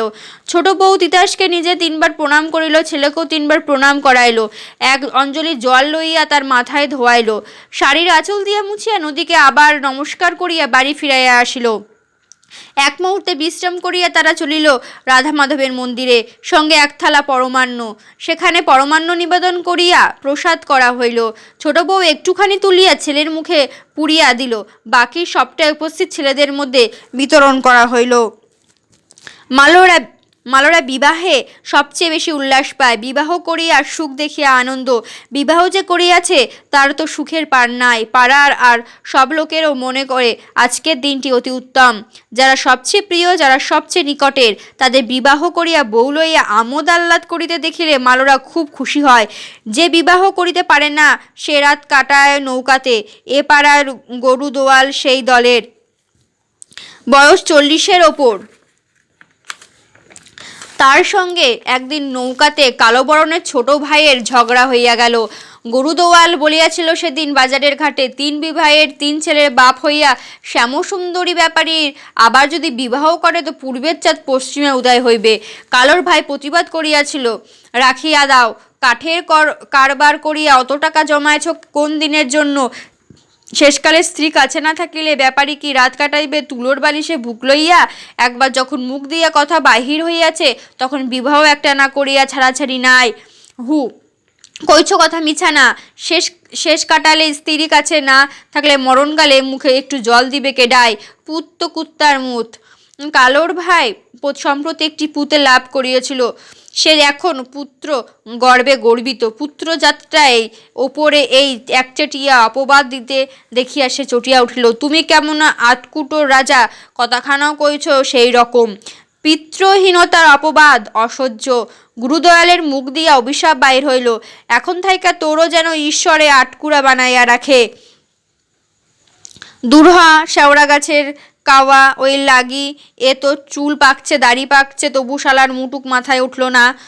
নইদার পুতে কি কয়, আমার মাথায় শোলার মুটুক উঠল না, তার লাগি তোর মাথায় নুয়ান লাগছে দর্শনের বৈঠকে। আমি কি রাইতকালে গিয়া তোর ঘরের বেড়া ভাঙছি কোন দিন, কইতে পারবি? খার হেই শালা গুরুদয়াল, তখনই বাপের বিয়া মার সাজা দেখাইয়া দেই। এই নৌকা হইতে কালোর ভাই লাগির গোড়া গুরুদয়ালের মাথায় লক্ষ্য করিয়া ঘুরাইল। ও নৌকা হইতে গুরুদয়ালও একটি লগি ঘুরাইয়া আঘাত করিতে উদ্যত হইল। নৌকায় অন্যান্য লোক ব্যতিব্যস্ত হইয়া উঠিল। কেউ বলিল, আরে রামনাথ ক্ষমা দাও। কেউ বলিল, ও গুরু ওপর দওয়াল ভাটি দাও, রামনাথ অবুঝ হইতে পারে, তুমি তো অবুঝ না। শেষে কালোর ভাইয়ের কথাই ঠিক হইল। শ্যামসুন্দর ব্যাপারী উত্তর মুলুক হইতে কাঠ আনাইয়া এখন কারবার করে। সেই মুলুক হইতে একটা লোক রেলগাড়িতে করিয়া বউ নিয়া তার বাড়িতে আসিল। শ্যামসুন্দরের নিচে যাইতে হইল না, চিত্রপত্রে সব হইয়া গেল। যেদিন বিবাহ হইবে সেদিন বৈকালে কয়েকজন বর্ষীয়সী অনন্তের মার বারান্দায় পাড়া বেড়াইতে আসিল। তারা প্রথমেই তুলিল আজকের বিবাহের কথা। একজন বলিল, নন্দর মা আছিল ব্যাপারীর পয়লা বিয়ার বউ, আমার বাপের দেশে আছিল তারও বাপের বাড়ি। 1 বছরই 2 ইজনার জন্ম, বিয়া হইয়াছে একই গাঁয়ে। সে পড়ল বড় ঘরে, আমি পড়লাম গরিবের ঘরে। তার হাতে তুলে সোনার কাঠি, আমার হাতে ভাতের কাঠি।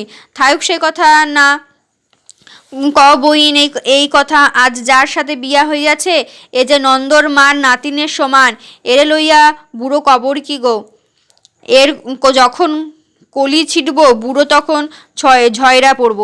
অন্যমনস্ক অনন্তের মা দৃষ্টি আকর্ষণ করিয়া অন্য একজন বলিল, কাকের মুখে সিন্দুইরা আমলো মা?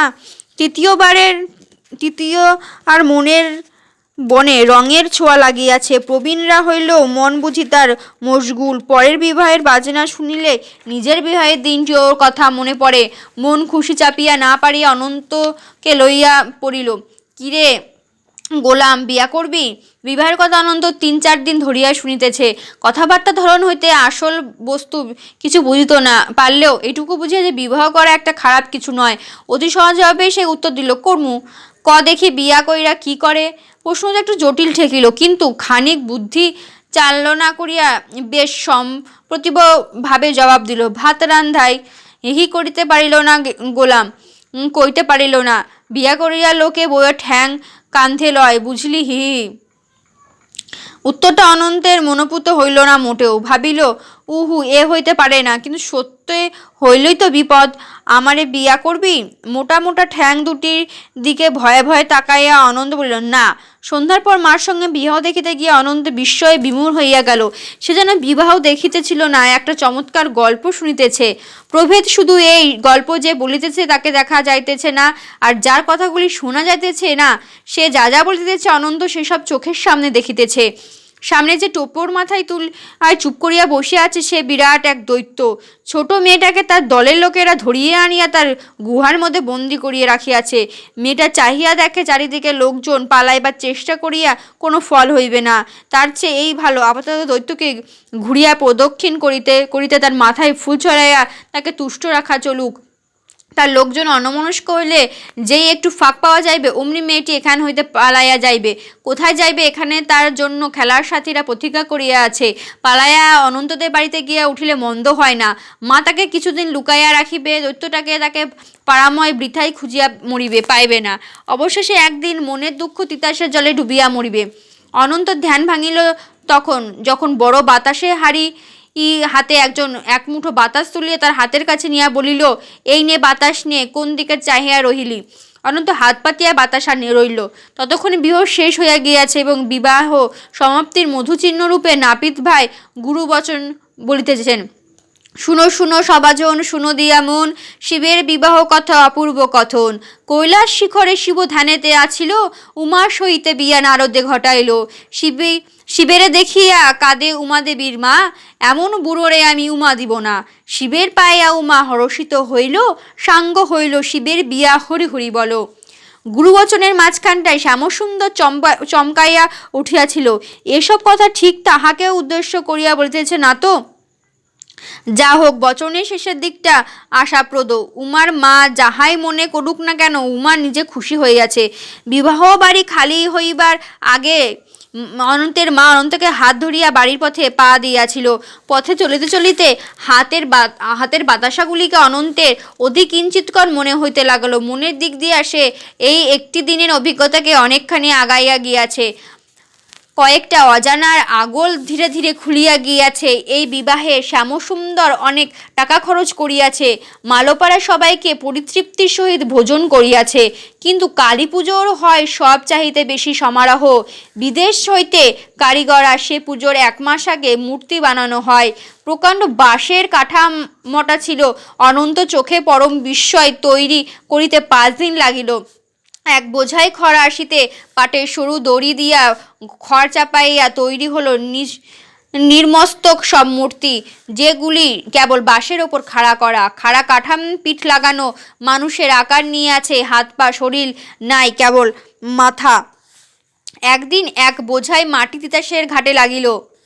ছোট করিয়া কাটা পাত্রে কুচি সে মাটির সঙ্গে মিশাইয়া জল ঢালিয়া মালোর ছেলেরা জিম্মায় দেওয়া হইল। তারা নাচিয়া কুদিয়া পাড়াইয়া মারাইয়া সে মাটি নরম করিল। এই মাটিতে আকাশ ছোঁয়া মূর্তি তৈরি হইবে, সে মাটির কাজ করা বড় গৌরবের, বিশেষ ছেলেদের পক্ষে। কারিগরে সে মাটি লাগাইয়া দেহ সংগঠন করিল। মূর্তির গলার উপর যেদিন মাথা পরানো হইল, সেদিন মনে হইল এই বড় মূর্তি যেন কথা কহিতে চায়। মূর্তির গায়ে খড়িগোলা লাগাইয়া পালিশ করাতেই অনন্ত ভাবিল কারিগরের কাজ ফুরাইয়াছে, এই মূর্তিরই পূজা হইবে। মূর্তি তো বানানো হইল, পূজা কোন দিন? দুর্বলদ, মূর্তির এখনো মেলাই বাকি। সাদা খড়ির ওপরে রং লাগাইব, নানান রঙের রং। যেদিন চক্ষুদান হইবে সেদিন কাম সারা, পুজো হইব সেই দিন রাইতে। সুবিজ্ঞ সাথীর আশ্বাস অন্তরে নিয়া অনন্ত পরের দিন গেল, কিন্তু নিরাশ হইল। পাল খাটাইয়া মণ্ডপের সামনেটা ঢাকিয়া দিয়াছে। কারিগরের যাওয়া আসার জন্য একটু ফাঁক আছে এক কোণে। সেখানে চোখ ডুবাইলে দেখা গেল ছোট ছোট অনেক বাটিতে অনেক জাতের রং গোলা রহিয়াছে। সে রং তুলি ডুবাইয়া কারিগরের দ্রুত বেগে চালাইতেছে, আর প্রতিমা প্রতিক্ষণে নবনব রূপে বিচিত্র হইয়া উঠিতেছে।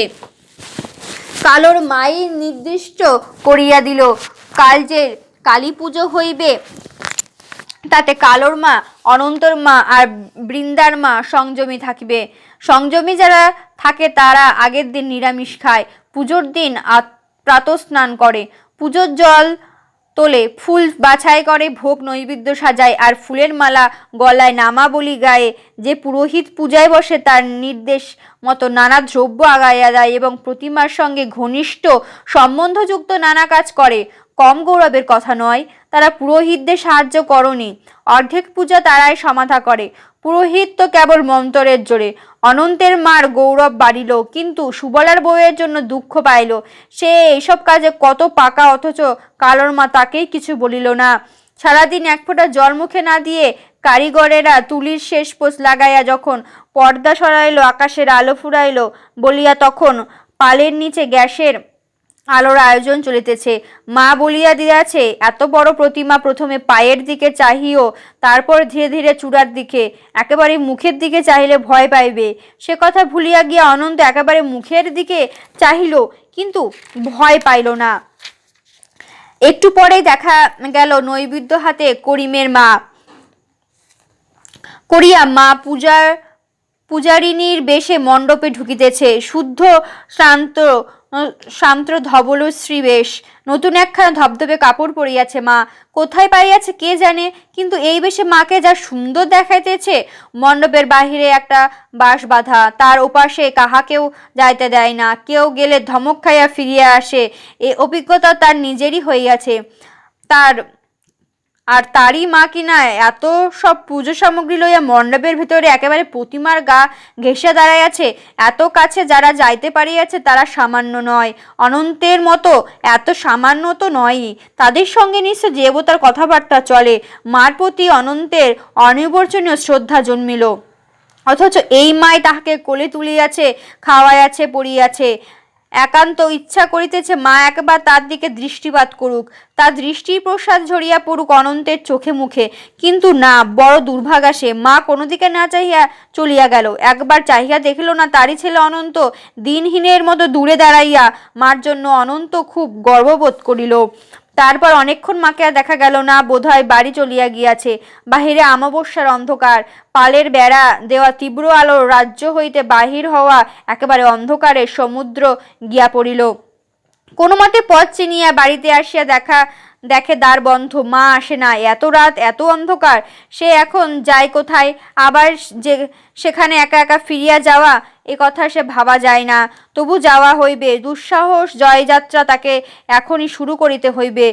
দুর্জয় সাহসে বুক বাঁধিয়া অনন্ত কোন দিকে না চাহিয়া পথ বাহিয়া চলিল। গল্পের মধ্যে যাদের কথা সে শুনিয়াছে, এখন তাদের সঙ্গে যদি দেখা হইয়া যায়, না তাদের সঙ্গে কারুর পথে দেখা হইল না, তারা বোধহয় জানে না অনন্ত আধারে একা এ পথ দিয়া যাইতেছে। জানিলে আসিত। অনেক লোক লইয়া তাদের কারাবার। অনন্ত মতো এত ছোট মানুষ কাউকে ভুলিয়া যাওয়া তাদের অসম্ভব নয়। তার আত্মসম্মান আঘাত পড়িল। সে তাদের কথা কত জানে, অথচ অনন্তের কথা তারা জানে না। এই বাড়িতেই পুজো সবকিছু দ্রব্য রাখা হইয়াছিল। তার মা এই বাড়িতেই কোনো একটা ঘরে আছে হয়তো। অনেকগুলি পূজার উপকরণ সামনে লইয়া প্রদীপের পাশে বসিয়া আছে প্রতিমার মতো। কাছে দেখিতে পাওয়া অনন্তকে তাড়াইয়া দিবে না তো? পূজার জন্য মা তার কাপড়খানা পরিষ্কার করিয়া দিলেও মার মতো অত পরিষ্কার নয়, আর তাকে অত সুন্দর কোনো কালে দেখাইবে না। তবে তো এখন মায়ের কাছে যাওয়া ঠিক হইবে না। কিন্তু আজ অন্ধকারে যে দুরন্ত সাহসের কাজ সে করিয়া ফেলিয়াছে, মা যদি তাহা জানে, তবে নিশ্চয় তাকে কাছে ডাকিয়া নিয়া কোলে ঠিক না বসাইলেও পাশে বসাইয়া বলিবে, তুমি অমন ভাবে আধারে একা পথ চলিও না। সে বলিবে, তাতে কি মা, আমার তেমন ভয় করে নাই তো। মা বলিবে, তোমার ভয় না করিতে পারে, কিন্তু আমার ভয় করে।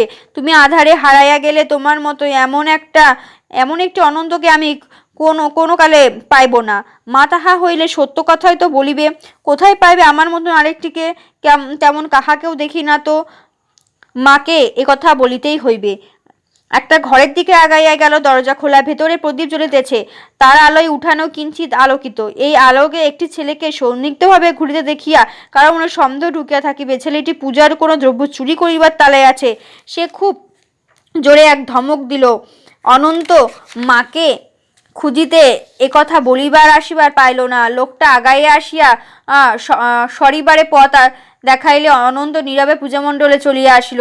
তাকে অসহায়ের মতো দাঁড়ায় থাকিতে দেখিয়া কে একজন দয়াপরশ হইয়া তার দিকে চাহিল। এই তুই কার ঘরের? অনন্ত এই প্রশ্নের অর্থ বুঝিল না। ও পোলা, তোর বাপ কেডা? বাপ নামক পদার্থটা যে কি অনন্ত তাহা কিছু কিছু বুঝিতে পারে। এই পাড়ার সমবয়সী অনেক ছেলেরই বাপ নামক এক একটি লোক আছে। বাজারের ঘাট হইতেছে ছোলা ভাজা, মটর ভাজা, বিস্কুট, কমলা কিনিয়া দেয়। সকালে রাত্রে জাল বাহির আসিয়া কারে বা কোলে নেয়, কারে বা চুমু খায়, কারে বা মিছিমিছি কাদায়। দুপুরে নিজ হাতে তেল মাখাইয়া তিতাসের ঘাটে নিয়ে স্নান করায়, পাতে বসাইয়া খাওয়ায়, মাছের ডিমগুলি বাছিয়া বাছিয়া মুখে তুলে দেয়। এইসব আনন্দ একদিনে দেখে অভিজ্ঞ নয়। অনেক দিন দেখিয়া মনে মনে পর্যালোচনা করিয়া তবে সিদ্ধান্তে আসিয়াছে যে বাপেরা এইসব করে। আর দেখিয়াছে মালোপাড়া ছেলেদের গায়ে যে লাল নীল জামা ওইসবই ওই বাপেরাই কিনিয়া দেয়। যাদের বাপ আছে তারা শীতে কষ্ট পায় না। অনন্ত শীতে কষ্ট পায় তার বাপ নাই বলিয়া, এ ঠিক মার কাজ নয়। কিন্তু তারও বাপ থাকিতে পারে বা কেউ একজন ছিল, এ প্রশ্ন কোনোদিন তার মনে জাগে নাই। মাও কোনোদিন বলিয়া দেয় নাই, অথচ মা কত কথা বলিয়া দেয়। বড় অদ্ভুত প্রশ্ন, আগে কেউ এ প্রশ্ন করে নাই। অনন্ত এর কোনো জবাব খুঁজিয়া পাইল না। তুই কার লগে আইচোস?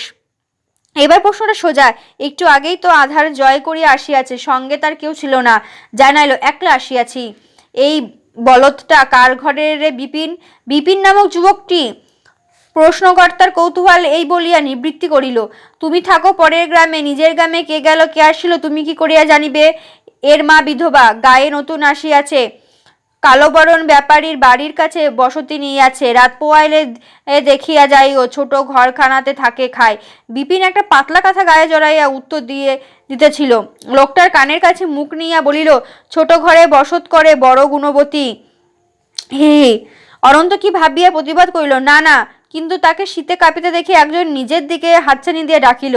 মণ্ডপের সামনে টিনের চাল বাঁশের খুঁটি দিয়া একখানা ঘরের মস্ত খাড়া করিয়া সামনের দিক খোলা রাখিয়া আর আর তিন দিক চটে মুড়িয়া দিয়াছে। পুজো হইবে অনেক রাত্রে। ছেলে বুড়ো অনেকের কাঁথা নিয়ে আসিয়া সেই ঘরে চটের ঢালা বিছাইয়া উপরে অনেক এখনো শুইয়া পড়িয়াছে। সেই ঘর আর মণ্ডপের মাঝখানে স্থানে মোটা মোটা আমের কাঠ দিয়া সারা রাতের মতো আগুন ধ্বনি জ্বালিয়াছে।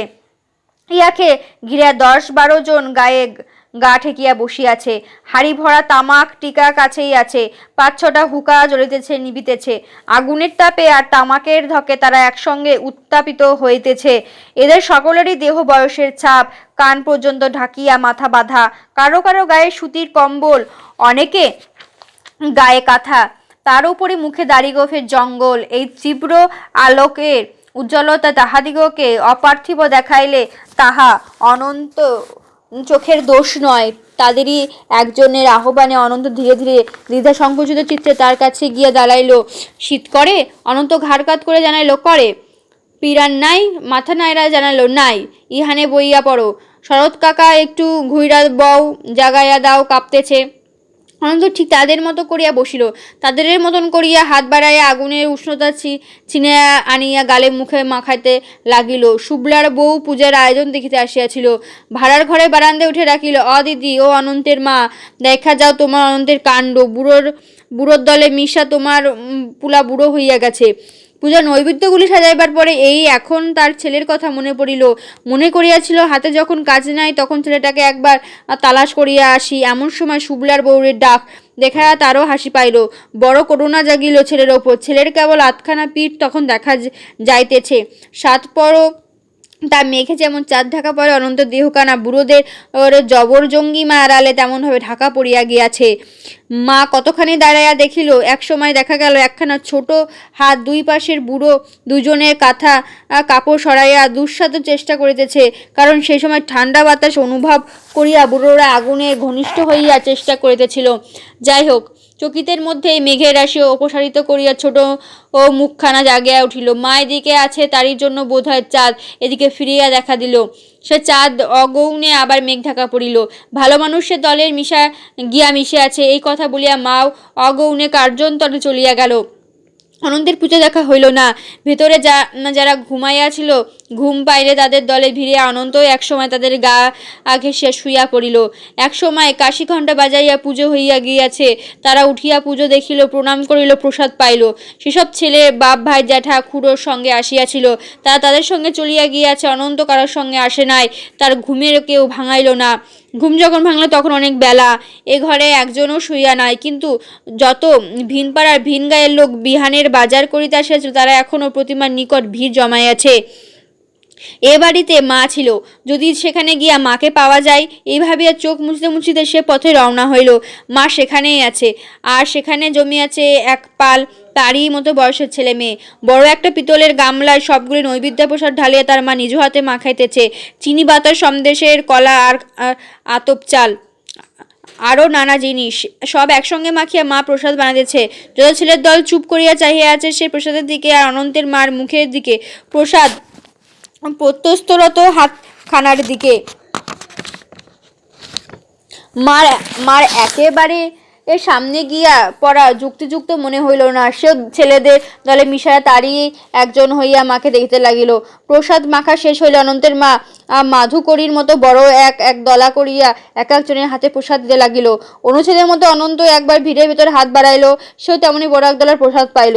অনন্ত স্পর্শ দেখিয়াছে, দিবার সময় মা তার দিকে চাহিয়াছে আর একটুখানি হাসিয়াছে। রাত জাগা চাঁদের স্বচ্ছ পাণ্ডুর মমতা মাখা হাসি শুধু একখানি হাসিয়াছে। তারপর থেকে 4 দিন এখানে অপরূপ কাণ্ড হইল। এক নাগারে 8 পালা যাত্রা আর কবিগান হইল। 4 দিন পর্যন্ত মালরা রাত্রে রাত্রে দিনে কবি শুনিল। 4 দিনের জন্য নৌকাগুলি ঘাটে বাঁধা পড়িল, জালগুলি গাবে ভিজিয়া রোদে শুকাইল। 4 দিন তাদের না হইল আহার, না হইল নিদ্রা। কয়দিনের ধুমধামের পর মালপাড়া ঝিমাইয়া পড়িয়াছে। অত্যাধিক আনন্দের অবসানে অনিবার্য রূপে সে অবসাদ আসিয়া পড়ে। তারই কোলে ঝিমাইয়া থাকিতে মালপাড়ার ঘেঁষাঘেঁষি ছোট বড় ঘরগুলি। এর ব্যতিক্রম কেবল রামকেশরের ঘর, যার ঘরে নিত্য নিরানন্দ আনন্দ বসনা। দুঃখের আধারে সে ঘরে দুলিয়া ওঠে না, ঘনায় আসে না শ্রান্তির অবসন্ন কালো মেঘ। গরিব বলিয়া মাতব্বরেরা বলিয়াছে, রামকেশর তোমার পাগলার চাঁদা বাদ দিলাম, তোমার চাঁদা দিয়া দাও। তারা লণ্ঠন লইয়া উঠানে বসিয়াছিল, দিবে না বলা চলিবে না। তাদের হাতে হুকা দিয়া রামকেশর ডাক দিল, মঙ্গলা রে, ও মঙ্গলা, তুই না জাল কিনিতে চাইছিলি, টাকা হাতে তো লইয়া আয়। ঝড়ের ঢেউ বুকে করিয়া জানলাটা বাহির করিয়া যার হাতে চাঁদার কাগজ ছিল সে বলিল, জালটা অহন বেচো না কিশোরের বাপ, তোমার চাঁদা ছাড়াও পূজা হইবে, কিন্তু জাল বেচলে আবার জাল করতে দেরি লাগবো, আমি মাতব্বরের সামঝাবো। এজন্য রামকেশরের মনে একটা সংকট ছিল, চাঁদা দিবে না অথচ পুজোর প্রসাদ খাইবে। পরে চাঁদার গান হইতেছে, সে গান যে বসিয়া বসে শুনিবে, লোকে তার দিকে চাহিয়া কি মনে করিবে। পুজোর 1 রাত, এ গানের 4 দিন 4 রাত সে পাগলকে ঘরে বাঁধিয়া রাখিল এবং নিজে না দেখিয়া পুজো, না পাইল প্রসাদ, না শুনিল গান। 4 রাত ধরিয়া খালের মুখে একটান জাল পাতিয়া রাখিল। তাহাতে সে প্রচুর মাছ পাইল এবং চড়া দামে বেচিয়া কিছু টাকা পাইল। কিন্তু গরিবের হাতে টাকা পড়িলে উড়িবার জন্য ছটফট করে।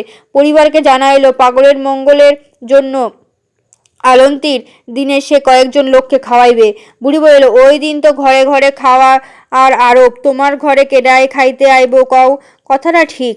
কালী পুজোর সময় গান বাজনার আমোদ আহ্লাদে মালরা অনেক টাকা খরচ করে সত্য, কিন্তু খাওয়া দাওয়ার জন্য খরচ করে এই উত্তরায়ণ সংক্রান্তির দিনে। এই দিন পৌষ মাসের শেষ 5-6 দিন আগে থেকে ঘরে ঘরে গুড়ি কোটার ধুম পড়ে। মুড়ি ভাজিয়া ছাতু কুটিবা তোড়জোড় লাগে। চাউলের গুড়ি রোদে শুকাইয়া খোলাতে টালিয়া পিঠার জন্য তৈরি করিয়া রাখে। পরবের আগের দিন সারা রাত জাগিয়া মেয়েরা পিঠা বানায়। পিঠা রকমের যেরকম বিচিত্র, সংখ্যা তেমনি প্রচুর। পরের দিন সকাল হইতে লাগে খাওয়ার ধুম। নারী পুরুষ ছেলে বুড়ো অতি প্রত্যুষে জাগিয়া তিতাসের ঘাটে গিয়া স্নান করে। যারা জালে যায় তারাও নৌকায় উঠিবার আগে গামছা পরিয়া ডুব দেয়। ঠকঠক করিয়া কাঁপিতে থাকায় মাছ ধরার কাজে সুবিধা হয় না। দুত্তর পরবের দিনে কিসের মাছ ধরা, এই বলিয়া 2-4 খেউ দিয়াই জাল খুলিয়া ফেলে। ঘরে থাকিয়া নারীরা আর ঘাটে যায়, ছেলেপিলেরা নদীর ওপর চোখ মেলিয়া রাখে কার নৌকা কত সকালে আসিয়া ভিড়ে।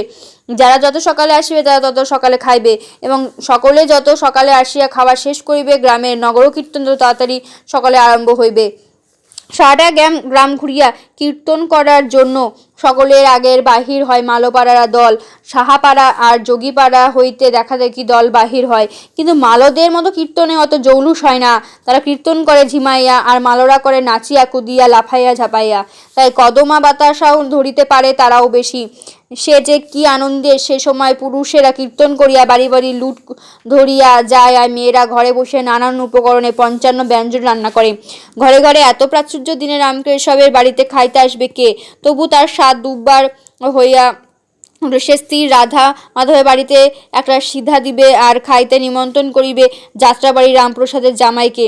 বাড়ির বাড়ির পাশে মঙ্গলা আর তার ছেলে মোহনকে, আর শুভলার শ্বশুরবাড়ি সব কয়জনকে। আরও একজনের কথা তার মনে জাগে, সে গ্রামে নতুন বাসিন্দা অনন্তের মা। তার ছেলেটা বড় আদর করতে ইচ্ছা করে, সে কি আসিবে? কালোর মা হয়তো এতক্ষণে তাকে নিমন্ত্রণ করিয়া বসিয়াছে, সে বাড়িতে খাইবে, এও অনেক ভালো। নিমন্ত্রণ পাইয়া শুভলার শাশুড়ি মায়ের ঝি অনেক চাউলের গুড়ি কুটিয়া রামকেশবের বাড়ি দিয়া আসিল। নিজেদের জন্য আগে যত গুড়ি কুটিয়া রাখিয়াছিল তাহাও পাঠিয়া দিল। এবারের পরব তাদের বাড়িতে না হইয়া ওই বাড়িতেই হোক। রামকেশব যে স্বাদ মুখ ফুটিয়া প্রকাশ করারও সাহস পায় নাই, সে স্বাদ পূরণ করিল শুভলার বউ। গুড়িগোলার প্রাথমিক কাজে মা ঝিয়ে শেষ করিয়া সন্ধ্যার সময় সে গিয়া অনন্তর মাকে ধরিয়া বসিল। পিঠা বানাইতে হইব দিদি, চলো। কই, ওই বাড়িতে, যে বাড়িতে একটা পাগল থাকে। অনন্তের মার বুকটা ছ্যাদ করে উঠল। না না বইন, অচেনা মানুষ তারা, কোনোদিন তারাও কিছু কম কয় নাই, আমিও যাই নাই, আমি দিদি যাইতে পারবো না। দিদি তুমি মনে করিয়া দেখো, আমিও অচেনা আছলাম, চিনা হইলাম, মানুষের কুটুম আসা যাওয়া আর গরুর কুটুম লেহন পেছন। তুমি যদি না করো না, বুড়ো মানুষ কোনোদিন মইরা যায়, তার মনে সাধ হয়েছে লোকে সেবা করাইব, এর পরের দিন লোক পাইব কই? এক লোক পাইয়া গেছে মন্দিরে রাধা মাধবের, আর এক লোক পাওয়া গেছে আমার বাপেরে, আর বড় মাতুব্বরের অনেক, আর এক লোক তোমার অনন্ত। তুমি আমি কেবল পিঠা বানাইয়া লাগি, বুঝছো নি?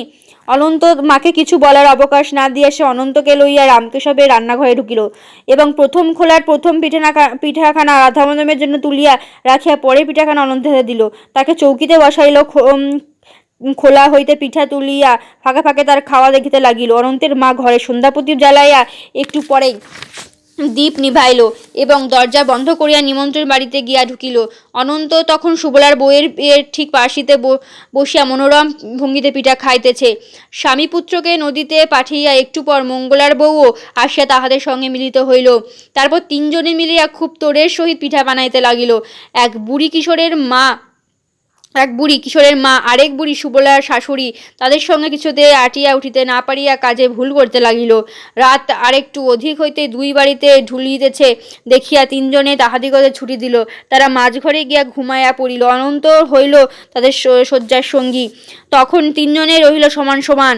তারা এমনভাবে কাজ করিল যে রাতের জন্য তারাই এ বাড়ির মালিক। পাগলটা রাতে ঘুমায় নাই, আজ রাতে আবার পাগলামি বাড়িয়াছে। একটু আগে এ ঘরের মহিলাদিগকে অকারণে দেখিয়া গিয়াছে, তারপর বারান্দায় বসিয়া গান করিতেছে, প্রলাপ বকিয়েছে এবং দা দিয়া মাটি কোপাই আছে। এই এত করিয়াও তৃপ্ত না হইলে আবার মহিলাদের ঘরের দিকে আসিতেছে দেখিয়া মঙ্গলার বউ দরজা বন্ধ করিয়া দিল। বন্ধ দুয়ারে দেখিয়া সে আবার দাঁড়াইল না, বারান্দায় গিয়া চুপ করিয়া বসিয়া রহিল। মঙ্গলা বউয়ের সহসা নিশি রাত্রে গল্প শুনিবার স্বাদ হইল। অনন্তমাকে ধরিয়া বসিল। একখানা প্রস্তাব কও বইন, নতুন দেশের নতুন মানুষ তুমি, অনেক প্রস্তাব তুমি শুনিতেও পারবা। অনন্তের মা একটু ভাবে দেখিল, তার নিজের জীবনে এত বেশি প্রস্তাব জমিয়া আছে, তার সে প্রস্তাব এত বিচিত্র যে ইহা ফেলিয়া কানে শোনা প্রস্তাব না বাঁধিবে দানা, না লাগিবে ভালো, না পারিবে দরদ না দিয়া বলিতে। তার নিজের জীবনের বিরাট কাহিনীর নিকট আর যত সব কাহিনী নিতান্তই তুচ্ছ। কিন্তু এ কাহিনী তো এখানে বলিবার নয়, শুধু এখানে কেন, কোনোখানেই বলিবার নয়। এ কাহিনী নিজে যেমন কুলকিনারাহীন, তেমন ভবিষ্যৎ তেমনি কুলকিনারাহীন। এ কাহিনী সহজে কাউকে খুলিয়া বলা যায় না, কিন্তু গোপন করিয়া সহিয়া থাকিতে অসীম ধৈর্য, কঠোর আত্মসংযম লাগে। তাকে না বলিয়া মনের গোপনে লুকাইয়া রাখার জন্য মনের ওপরে অনেক বল প্রয়োগ করিতে হয়। তবু মনে মনে প্রতিজ্ঞা করিয়া রাখিয়াছে, যদি কোনো দিন চূড়ান্ত সময় আসে সেদিন বলিবে, তার আগে বুক যতই মচড়াইয়া দুমড়াইয়া ভাঙিয়া চুরিয়া যাক, সেখানে উহাকে সযত্নে সংগোপনে লুকাইয়া রাখিবে। তার অন্যমনস্কতাকে নির্মমভাবে আঘাত দিয়া মঙ্গলের বউ, কি গো বৃন্দাবনের নারী, কোন কালাচোরের লর্দা গেছে মাইরা বাসির বাড়ি? প্রস্তাব শুনাইবা তো শুনাও বইন, ভালো লাগে না, না জানলে না করো, জানলেও কও। কইরা টকবকে তেলে হাতা দিয়া গোলা ছাড়িতে ছাড়িতে অনন্তের মা বলিল, আমি একখান প্রস্তাব জানি। এক মাইয়ারে দেখা এক পুরুষ কেমন কইরা পাগল হইল, কও এর বিয়া করলো। একটু ভাবিয়া অন্তর্মা বলিল, করলো। তারপর কি হইল? তারপর আর মনে নাই। কপাল আমার, এই বুঝি তোমার প্রস্তাব? কেবল একজন পুরুষ কি কইলা সংসার, সব পুরুষই তো মায়েরা দেখলে পাগল হয়, বিয়া না কইরা ছাড়ে না। কিন্তু বিয়া করার পরে কি হয়, সেইখানেই তো আসল কথা। তুমি বইন আসল কথা শুনাইলে না, চাইপা গেলে। জানি না দিদি, জানলে কইতাম। এইবার কথা কহিল শুভলার বউ। অনন্তের মার কথায় সে চমকাইয়া উঠিয়াছিল। এ মেয়ে একথা জানে কি করিয়া? কথার পিঠে সে কথা দিল, আমি জানি ওই মায়া পাগল কি কইরা সত্যের পাগল হইয়া গেল, আর তার বন্ধু কি কইরা মারা গেল, কিন্তু কমু না। শুভ্লার বউ এটুক থামিয়া আবার বলিতে লাগিল, পাগল আর বন্ধু যখন ছোট ছিল, একজনের মা তখন তাদের দুজনকে খুব ভালোবাসিত। একজন তখন 9-10 বছরের মেয়ে। মাঘমণ্ডলের দিনে দুই বন্ধু তার চুয়ারি বানাইয়া দিয়াছিল। সেদিন মা ঠিক করিয়া রাখিল দুজনের যে কোনো একজনকে মেয়ে সপিয়া দিবে। শেষে স্থির করিয়া বড়জনই বেশি ভালো, তাকেই মেয়ে দিবে। শেষ দিনে পাগল হইয়া ফিরিয়া আসিল, সেদিন এর মতো গেল বদলাইয়া। মেয়ের বাপ তখন বাপকে খালি এড়াইয়া চলিতে চায়। পাগলের বাপ ডাকিয়া বলে, তুমি আমাকে এড়াইয়া চলো কেন? বাজারে যাইতে আমার উঠান দিয়া না গিয়া রামগতির উঠান দিয়া ঘুরাইয়া যাও কেন? আমি কি জানি না আমার কপাল ভাঙিয়াছে? পাগলের নিকট বিয়া দিতে আমি কেন তোমাকে বলিব? তারপর একদিন ঢোল ঢাক বাজাইয়া মেয়ের বিয়া হইয়া গেল। কার সঙ্গে হইল জানি, কিন্তু বলিব না। আরও জানি, বিয়ার পর বন্ধু গেল জিয়লের ক্ষেপ দিতে বড় নদীতে। একদিন রাত্রিকালে তুফান উঠিল, নৌকা শাসা করিয়া ছুটাইয়া নামাইতে পারে না। মালিকেরা চতুর মানুষ, তারা নিজে কিছু না করিয়া যাকে জন খাটাইতে নিয়ে আছে বিপদ আপদে কাজগুলি সব তাকে দিয়াই করায়। নৌকা তীরে ধাক্কা খাওয়া চৌচির হইবে, তার আগেই তো নৌকায় 5 জনে তীরে ঝাঁপাইয়া পড়িয়া হাত দিয়া কাঁধ লাগাইয়া পিঠে পিঠ ঠেকাইয়া নৌকার গতিরোধ করিবে। এই ঠিক করিয়া সকলে নামিয়ার জন্য প্রস্তুত হইল, কিন্তু কার্যকালে শুধু ওই বন্ধু নামিল, আর কেউই নামিল না।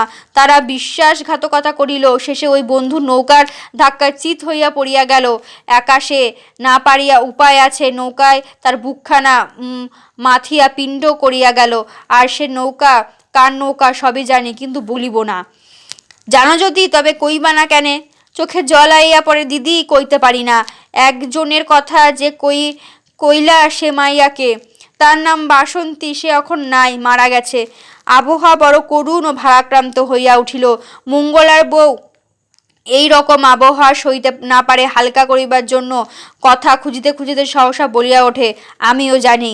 মঙ্গলার বউ বিজ্ঞের ভঙ্গিতে কথাটা বলিয়া খোলার একখানা পিঠার প্রতি এমন মনোযোগ দিল যেন দুইজনে পায়ে ধরিয়া সাধিলেও সে যারে তা খুলিয়া বলিবে না।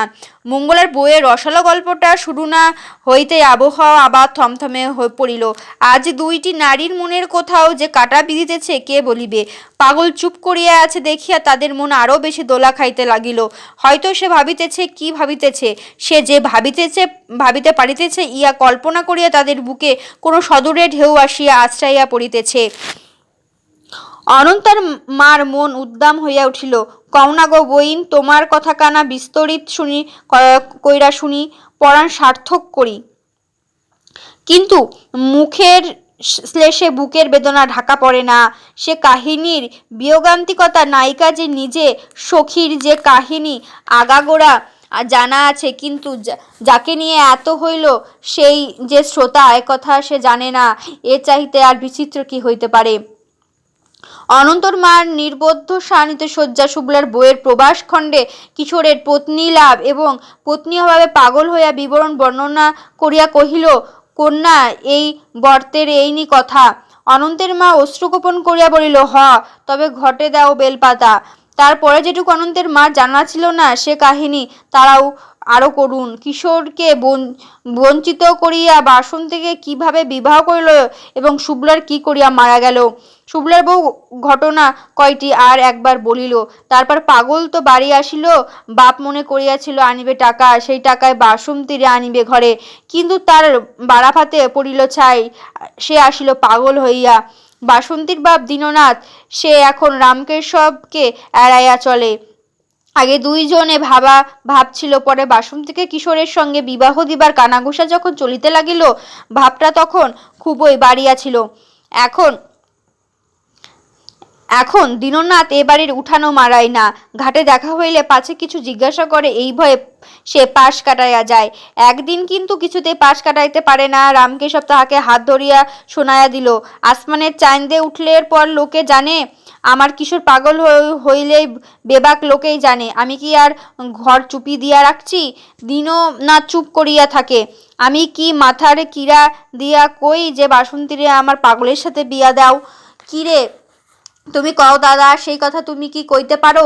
তোমাকে আমরা চিনি না, তবে এমন এড়াইয়া বেড়াইয়া চলো কেন ভাই? এড়াইয়া চলি, তোমার কষ্ট দেখা বুক কান্দে তাই। আমার কষ্ট নিয়ে আমি আছি, তার জন্য তোমারে কেনে কান্দো? দীননাথের বুকে বেদনা টনটন করিয়া ওঠে। একমাত্র ছেলে পাগল হইয়া গিয়াছে, ঘর দুয়ার ভাঙিয়ে জিনিসপত্র লণ্ডভণ্ড করে, গলা ফাটাইয়া কাঁদে, বুড়ো তাকে নিয়ে কি বিপদেই পড়িয়াছে। একে শেষ বয়স, তার ওপর এই দেখো, এই কম বয়সে তাকে দ্বিগুণ বুড়ো বানাইয়াছে।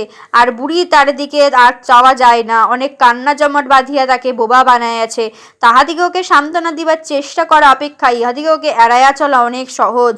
বাসন্তীর বিয়া কোনোখানে ঠিক করলো। দীননাথ অপরাধীর মতো বলল, আমি তো চুপ কইরা আছিলাম, গোলমাল লাগে আছে আমার পরিবার। কয় শুভলার খুব ভালো পাত্র, তারেই ডাক দিয়া বাসন্তীরে পার করো। একদিন শুভলার সঙ্গে বাসন্তীর বিবাহ হইয়া গেল। সেই এক রাত, আকাশের চাঁদ আছে, তারা আছে, দীননাথের উঠানের কলা গাছের তলায় বাসন্তীকে সুবল হাতে হাত দিয়া বউ করিতেছে। মেয়ের গীত গাইতেছে, হুলুধ্বনি দিতেছে, জোরে জোরে বাজনা বাজিতেছে, এত জোরে বাজিতেছে যেন রামকেশবের কানের পর্দা ছিঁড়িয়া যাইবে। একটা টিমটিমে আলোর সামনে রামকেশব তামাক টানিতেছে, হুকার শব্দে বাজনার শব্দ ঢাকিবার চেষ্টা করিতেছে। তার পাশে বুড়ি বসিয়া বসিয়া ঝিমাইতেছে। গভীরভাবে কিছু বুঝিবার মতো বোধশক্তি তার আর অবশিষ্ট নাই।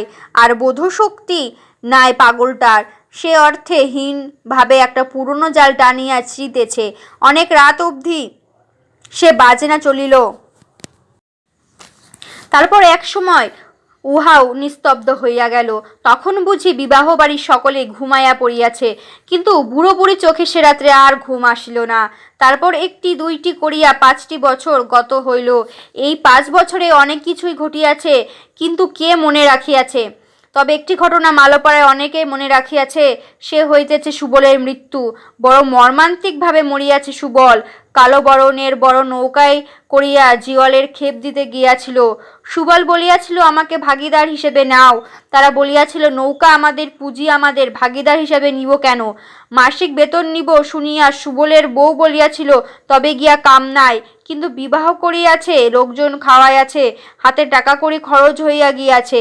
সামনে দুরন্ত আষাঢ় মাস, এই সময়, এ দুঃসময়ে সে নিজে কি খাইবে, বউকে কি খাওয়াইবে? কাজেই বেতনধারী হইয়া না গিয়াই বা কি করে? এখন লোক যদি হয় বেতনধারী, পুঁজিদার হয় তার মালিক, তাকে সেই মালিক তখন চাকরের মতো জ্ঞান করে। মেঘনা নদীর মাঝখান দিয়া কালোবরণ বেপারীর নৌকা চলিতেছিল। এখন এমন সময় আসিল তুফান।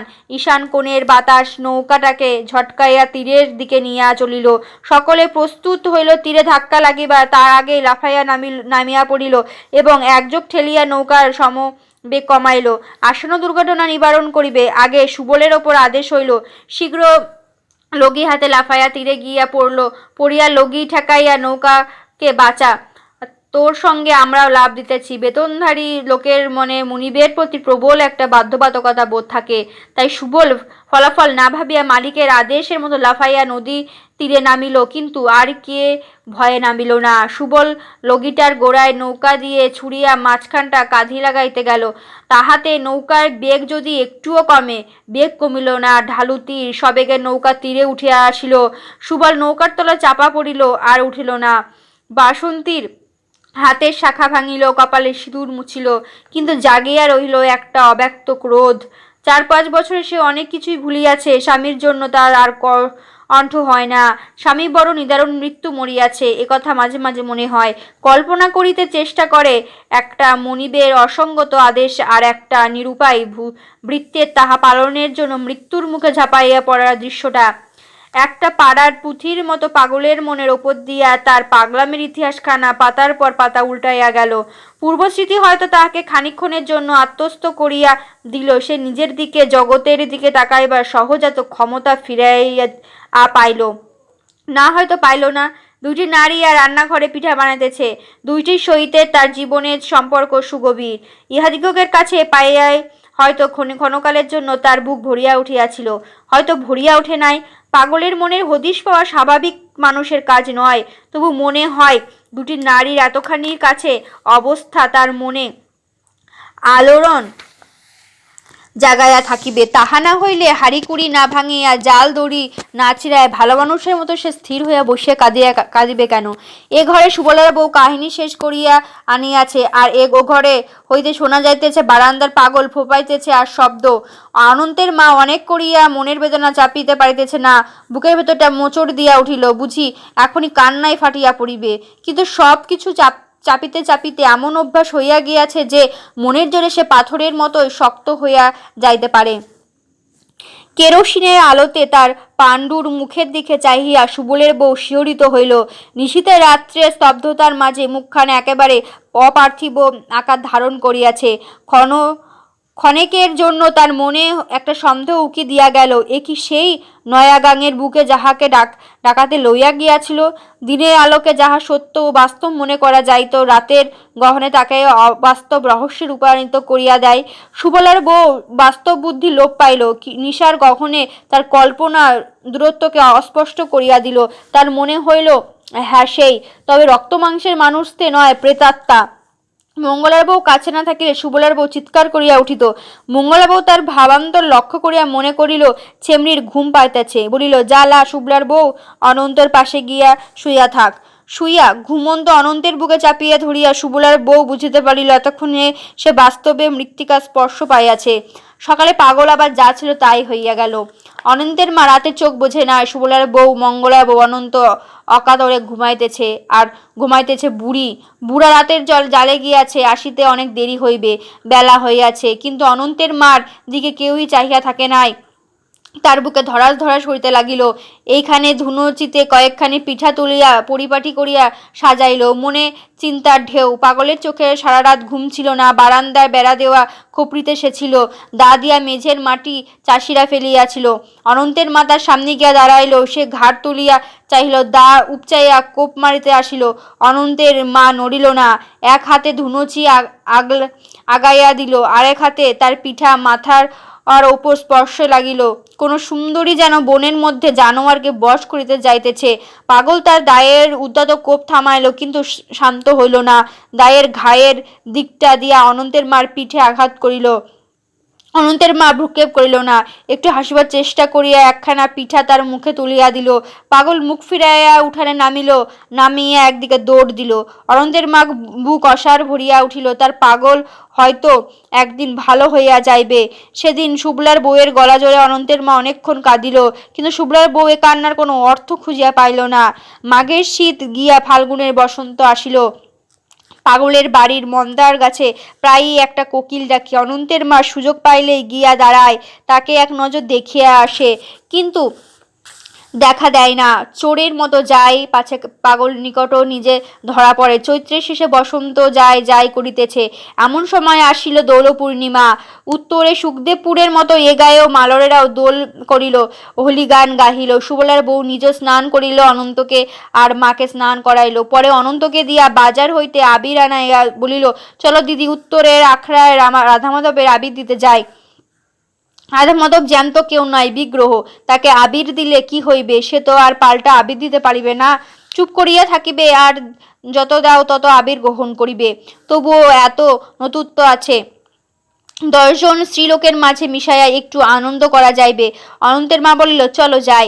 পাগলের উঠান দিয়া পথ কোথা হইতে ছুটিয়া আসিয়া পথ আগলাইয়া দাঁড়াইল। আন্দার ধরিল, ও গোপিনী, আমারে আবির দে। সুবলার বউ বিরক্ত হইয়া বলিল, ভারী আহ্লাদের পাগল, তারার পাগল তারা বান্ধাইয়া রাখতে পারে না, কয় পরের পাগল হাততালি, আপনা পাগল বান্ধা রাখি। তাছাড়া দেয় কেন? পাড়াপড়শি জব্দ করার লাগি। সে কোনো মতে পাশ কাটাইয়া বিপদ হইতে মুক্তি পাইল। অনন্তের মা তার পেছনে ছিল। আবেগে চঞ্চল হইয়া এক ছাকা চুলো দাড়ির ওপরে মুঠো মুঠো আবির মাখাইয়া দিল। চোখের কোণে রহস্য করিতে করিতে পাগল বলিল, আমার আবির কই, হি হি হি বলিয়া সে এক ধাক্কায় আবিরের থালা অনন্তের মায়ের হাতে হইতে মাটিতে ফেলিয়া দিয়া ঘরে গিয়া দরজা বন্ধ করিল। সুবলা বউ হতবুদ্ধি হইয়া বলিল, এ কি করিলা তুমি দিদি? অনন্তের মা হাসিয়া বলিল, আজকার দিনে সকলে রাঙাই আছে, পাগলের তো কেউ রাঙাইল না বইন, আমি একটু রাঙাইয়া দিলাম। কেউ যদি দেখতো, তা হইলে কইতাম, তারে পাগল আমারে পাগলিনী করছে। মস্করা রাখো দিদি, কোনোদিন তোমারে ধইরা পাগলে না জানি কি কইরা বসে, আমি সে চিন্তাই করি দিদি কি কারণে পাগল হয়েছে সেই কথাখানা তো তুমি জানো না। জানি গো জানি, মনের মানুষ হারাইয়া পাগল হয়েছে। তুমি তো তার মনের মানুষ মিলাইয়া দিতে পারো না। তা পারি না, তবে চেষ্টা করে দেখতে পারি আমি নিজে তার মনের মানুষ হইতে পারি কিনা। বসন্তে তোমার মন উতলা করছে দিদি, তোমার এখন একজন পুরুষ মানুষের দরকার। অনন্তের মা কথায় মানিয়া নিয়া চুপ করিয়া রহিল, প্রতিবাদ করিয়া কথা বাড়াইল না। মার আঁচল ধরিয়া অনন্ত চুপ করিয়া দাঁড়াইয়া ছিল, তার দিকে ইশারা করিয়া চাপা গলায় বলিল, যাত কইও না বইন, পুলা রইছে দেখো না। অনন্ত আমোদ পাইতেছে, রূপকথা রাজ্যের লোকের মতো পাগলের চেহারা। তার মা ওকে আবির মাখাইয়াছে, পাগলটা আবিরের থালা ফেলিয়া দিয়েছে, মার অতগুলি আবির নষ্ট হইয়াছে। অনন্ত নত হইয়া মাটি হইতে আবির তুলিতেছিল, সুবলার বউ তার এক হাত ধরিয়া জোরে সোজা করিয়া বলিল, দুধ তরি যমুনা রাধা মাধবের আবির দিতে, তারে আবির দিয়া লাভ কি? আয় রে অনন্ত। ঘরে গিয়া সে অনন্তকে আবির মাখাইল, চুমো খাইল, বুকে চাপিয়া ধরিল, ছাড়িয়া দিয়ে আবার বুকে চাপিয়া ধরিল। অনন্তের মুখখানা সুন্দর, চোখ দুটি সুন্দর, শরীর খানা সুন্দর, যখন কথা বলে কথাগুলিও সুন্দর, যখন কোনো দিকে চাহিয়া থাকে তখন তাকে অনেক বড় মনে হয়। না দিদি, মন ঠান্ডা করো, পুরুষ মানুষ দিয়া কি হইবে? তারা বৃষ্টির পানি ফোঁটা ঝরাইলেই শেষ, তারা জোয়ারের জল তিলেক মাত্র সুখ দিয়া নদীর বুক শুকাইয়া নেয়। এ অনন্তই আমারই আশা ভরসা, দুজনে এরই মানুষ কইরা তুলি চলো, এই একদিন আমার দুঃখ ঘুচাইবে। অনন্তের মা তখন সুতা কাটিতে বসে, বৈশাখের উদাস হাওয়া যখন সামনের গাছগাছালি হইতে শুকনা পাতা ঝরাইয়া লইয়া তার ঘরে আসিয়া ঢোকে, এই সময় দমকা হাওয়ায় অনেকেই চমকাইয়া দেয়। অনন্তের মার বুকের শূন্যতাটুকু তখন বেশি করিয়া তার নিজের কাছে প্রকাশ হইয়া পড়ে। কিন্তু হাওয়ার উদাস হইলে কি হইবে, বড় দুরন্ত খামোকা কতগুলি ঝরা পাতা রাখিয়া দিয়া তার ঘরখানাকে নোংরা করিয়া যায়, ঝাঁটাইয়া দূর করিয়া দিয়া উপায় নাই, শোষ করিয়া সেগুলি আবার ঘরে ঢুকিয়া পড়ে। দুধ তোর মরার পাতার জানলাই গেলাম, নিরুপায় হইয়া সে দরজা বন্ধ করিয়া দেয়। এমন সময় এক ঝাপটা ধমকা হাওয়ার মতো অনন্ত আসিয়া উপস্থিত হয়। আম কুড়াতে গিয়েছিল, এ হাওয়ায় গাছের পাতা যেমন ঝরে তেমনি আমও ঝরে। দুই হাতে যাহা পারিয়াছে বুকের সঙ্গে চাপিয়া ধরিয়া তাহাই নিয়ে আসিয়াছে। দরজা বন্ধ দেখিয়া ডাক দেয়, মা, দুয়ার ঘুচা, দেখো কত আম। এই ডাকে সাড়া না দিয়া পারে না, দরজা খুলে তাকে ঘরে নেয়। দেখি কত আম, তোর মাসিরে ডাক দিয়া আন। অনন্ত এক দৌড়ে ছুটিয়া যায়, সে ডাকে সুবলের বউ ছাড়া না দিয়া পারে না। বর্ষায় খুব কষ্টে পড়িল অনন্তের মা, খাই কি এমন সময় মাছ খুব পড়ে, কিন্তু তার আগে সকলের জাল বোনা শেষ হয়ে যায়, তারপর আর কেউ সুতা কিনিতে আসে না, সুতা কাটাতে আর হাত চলে না, বিক্রি হয় না, কাটিয়া কি লাভ? তার সংসার অচল হইয়া পড়িয়াছে, পেট ভরিয়া খাইতে না পারিয়া অনন্ত দিন দিন শুকাইয়া যাইতেছে।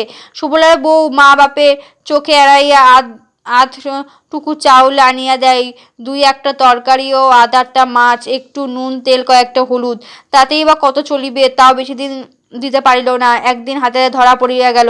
মা বাপের সংসার পড়িয়া আছে, সে জলের ওপরে ভাসিতেছে, পা বাড়াইবে মাটির কঠিনতা সে কোনো কালে পাইল না, সে আর কি করিবে? মা বকিল, বাপে বকিল, সকলে গালমন্দে মুখ বুজিয়া সহিয়া রইল। তারা তাকে অনন্তের মার বাড়ি আসিতে নিষেধ করিল, সে নিষেধ মানিয়া নেওয়া ছাড়া আর কোনো উপায় রহিল না। অনন্তের মা কোনো দিকে চাহিয়া ভরসা দেখে না, খড়ের চাল ফোটা ফোটা হইয়া গিয়াছে, রাত দিন জল ঝরে, বেড়া এখানে ওখানে ভাঙিয়া গিয়াছে, হুড়হুড় করিয়া ঠান্ডা বাতাস ঢুকে, পরনের কাপড়খানাতে ভালো করিয়া কোমর ঢাকিতে গেলে বুক ঢাকা পড়ে না, বুক ঢাকিতে গেলে দুই উরুটির এর খানে খানে ফর্সা চামড়া বাহির হইয়া পড়ে, সেখানটাতে জল পড়ে না তেমন একটুও জায়গা দেখিতে অনন্তকে লইয়া চুপ করিয়া বসিয়া থাকে। কাঁথা বালিশ ভিজাইতেছে লক্ষ্য করিতে সেগুলি কাছে নিয়ে আগলাইয়া বসে। এভাবে অনন্তের মার দিন কাটিতে চায় না। সুবলার বউ মতিগতি খারাপ হইয়া যাইতেছে।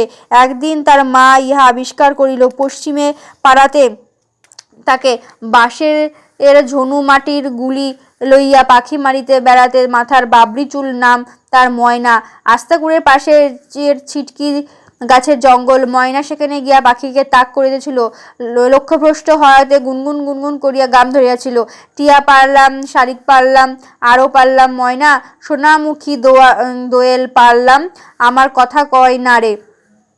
শুভ্রার বউ আস্তা কুড়ে জঞ্জাল ফেলিতে গিয়া তার সঙ্গে হাসিয়া কথা কহিতেছে, তার মা নিজের চোখে দেখিতে পাইতেছে দেখিয়া রাগে গড়গড় করিতে করিতে বুড়ো বাড়ি আসিয়া তাহাকে বলিয়া দিয়াছে। দুজনে ঝগড়া বুকুনি সব সুবলার বউয়ের মুখে খুলিয়া গেল। আমি ময়নার সাথে কথা কমু, তার সাথে পুরীর বাইরে হওয়া যামু। তোমরা কি করতে পারবা? আমার খাইতে দিবা না খামু না, পড়তে দিবা না পড়মু না, কিন্তু আমি বাইর হইয়া যাইমু, তোমরা মুখে চুনকানি পড়বো। আমি কি আমার 3 কুলে কারুর লাগি ভাবনা নাই? একলা গতর আমি লুটাইয়া দিমু, বেলাইয়া দিমু, নষ্ট কইরা দিমু, যা মনে হয় করমু। তোমরা কথা কইতে পারবা না। মনে কইরা দেখো, কোন শিশুকালে বিয়া দিয়াছ, মইরা গেছে, জানলাম না কিছু, বুঝলাম না কিছু। সেই অবুঝকালে ধর্মে কাছারা বাড়ি বানাইয়া থুইছ, সেই অবধি পোড়া কপাল লইয়া বনে বনে কান্দা ফিরি। তোমার সে সুখে আছো, তোমরা কি বুঝবা আমার দুঃখের গাং কত গহীন? আমরা বুঝি স্বাদ আহ্লাদ নাই, আমার বুঝি কিছু দরকার লাগে না। হ্যাঁ যদি পোড়ামুখী কয় কি রে বলিয়া দীননাথ আগুন হইয়া খড়ম আনিতে গেল। পরিবার তাহাকে মানাইয়া বলিল, তুমি অহন বাইর হইয়া যাও, আমরা মায়ারে আমি সমঝামু। মা সান্ত্বনা সুরে মেয়েকে বলিল, পোড়া কপালি, তুই কি 10 জনের বৈঠকে তোর বাপে এর ভক্তি দেওয়াতে চাস? তার মান ইজ্জত আছে না? আছে তো আছে, তাতে আমার কি?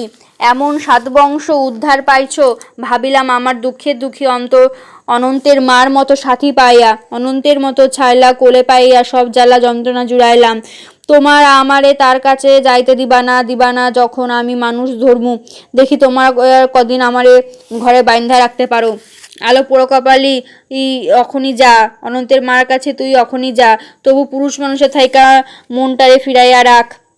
মা, তুমি তো জানো আজ 2 দিন অনন্তের মার পেটে দানা পানি নাই। লইয়া যা, 2 টুরি চাউল লইয়া যা, একটা ঝাগুর মাছ আছে লইয়া যা, আর যা যা তোর মনে লয় লইয়া যায়। আলো অখনই যা। মা, অনন্তের মার কাপড়খানা ছিঁড়া রোয়া রোয়া হইয়া গেছে, আমার তো 3খানা কাপড়, 1খানা দেই। তোর ঠাকুরের কাছে জিগাইয়া পরে কমু, তুই অখন যা। নানা শুনে তো ঠাকুরের জানাইবার কাম নাই, অনন্তের মার একটা কাপড় তুই দিয়া দে। শুভ্লার বউয়ের পুরুষ মানুষের অভাব সেই মুহূর্তেই মিটাইয়া গেল। ভাদ্র মাসে মাছের পুরাজো, এই সময় কাটা সুতোর দর বাড়িয়া গেল। মাছের গুতায় অনেক নতুন জাল ছিন্ন ভিন্ন হইয়া যায়। জেলেরা দামের দিকে চায় না, মোটা চিকন মাঝারি সব রকম সুতা তারা যে কোনো দামে কিনিয়া নেয়। অনন্তের মার সকল সুতা একদিন বিক্রি হইয়া গেল। তার একদণ্ড কথা বলার অবসর নয়। টোকা তার ঘুরিয়ে আছে চলিয়া। একদিন লক্ষ্য করিয়া দেখিল, টোকাতে পাক দিতে তার গৌরবর্ণ উরুতে কালো দাগ বসিয়া গিয়াছে।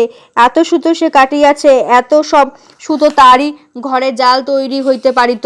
সে জালে সারা রাত মাছ ধরার পর বিহানে তার ঘরে ঝাঁক ভরা মাছ আসিত, কোচ ভরা টাকা পয়সা আসিত। আর সব লোকের বাড়িতে কত সমারোহ। তাদের পুরুষেরা কিসিম বলিয়া নেয়, নারীরা সে অনুযায়ী সুতা কাটে। ভালো হইলে পুরুষেরা কত সুখ্যাতি করে, পাকাইতে গিয়া ছিঁড়িয়া গেলে মিষ্ট কথায় গালি দেয়। নারীরা মুখ ভার করিয়া বলে, যেজন ভালো সুতা কাটে তারে নিয়ে আসুক। কোন্দলের পর ভাব হইয়া ঘরখানি মধুময় হইয়া ওঠে। সে সকল ঘরে 5 রকমের কাজ হয়, তার ঘরে হয় কেবল 1 রকমের কাজ, সুতা কাটা। শুভ্লার বউকে পাইয়া অনন্তের মার মনে আবেগ ঢলিয়া দেয়। তুমি না কইছিলা বইন, আমার একজন পুরুষ চাই তো? পুরুষ ছাড়া নারীর জীবন কানাকড়ি দাম নাই। পুরুষ একটা ধরো না, কই পাবো? পাগলের ধরতে গেছিলাম, ধরা দিল না। ঠিসারা কইরা না দিদি, আমি বইন ঠিসারা করি না, সত্যি কথাই কই। পাগলা যদি আমারে হাতে ধইরা টান দেয়, আমি গিয়া তার ঘরের ঘরণী হই, আর ভালো লাগে না। শুভ্লার বউ হতবিদ্ধ হইয়া বলে, অত মানুষ থাকতে এই পাগলের দিকে নজর গেল তোমার? অত যদি মন উচ্চারণ হইতে থাকে, জল আনতে গিয়া যারে মন ধরে চোখে ঠার দিও। পুরুষ কি বইন কেবল এরই লাগি? পরের ঘরে চাইয়া দেখ, সংসারের চলায় পুরুষে নারী তার সঙ্গের সাথী। আমার যত বিড়ম্বনা। না দিদি, তুমি পাগলের লাগি পাগলনি হইয়া গেছো।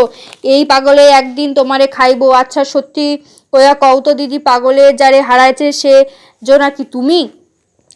পাগলে কারে কই হারাইছে তার আমি কি জানি? আমি কেবল জানি একলা জীবন চলে না, পাগলেরে পাইলে তারে লক্ষ্য কইরা জীবন কাটায়। শুভ্লার বউ দীর্ঘদিন নিঃশ্বাস ছাড়িয়া বলিল, আমারও দিদি সময় সময় মন অচলা হইয়া পড়ে, কিন্তু আমি প্রতিজ্ঞা কইরা রাখছি, এইভাবেই চলমু। তার সঙ্গে অনন্তের মা তফাৎ আছে। ভবানীপুরে যতদিন ছিল তখন তার বুক ভরিয়াছিল একদিন অনন্ত আর একদিন শিশুর মন সরল দুই বুড়ো।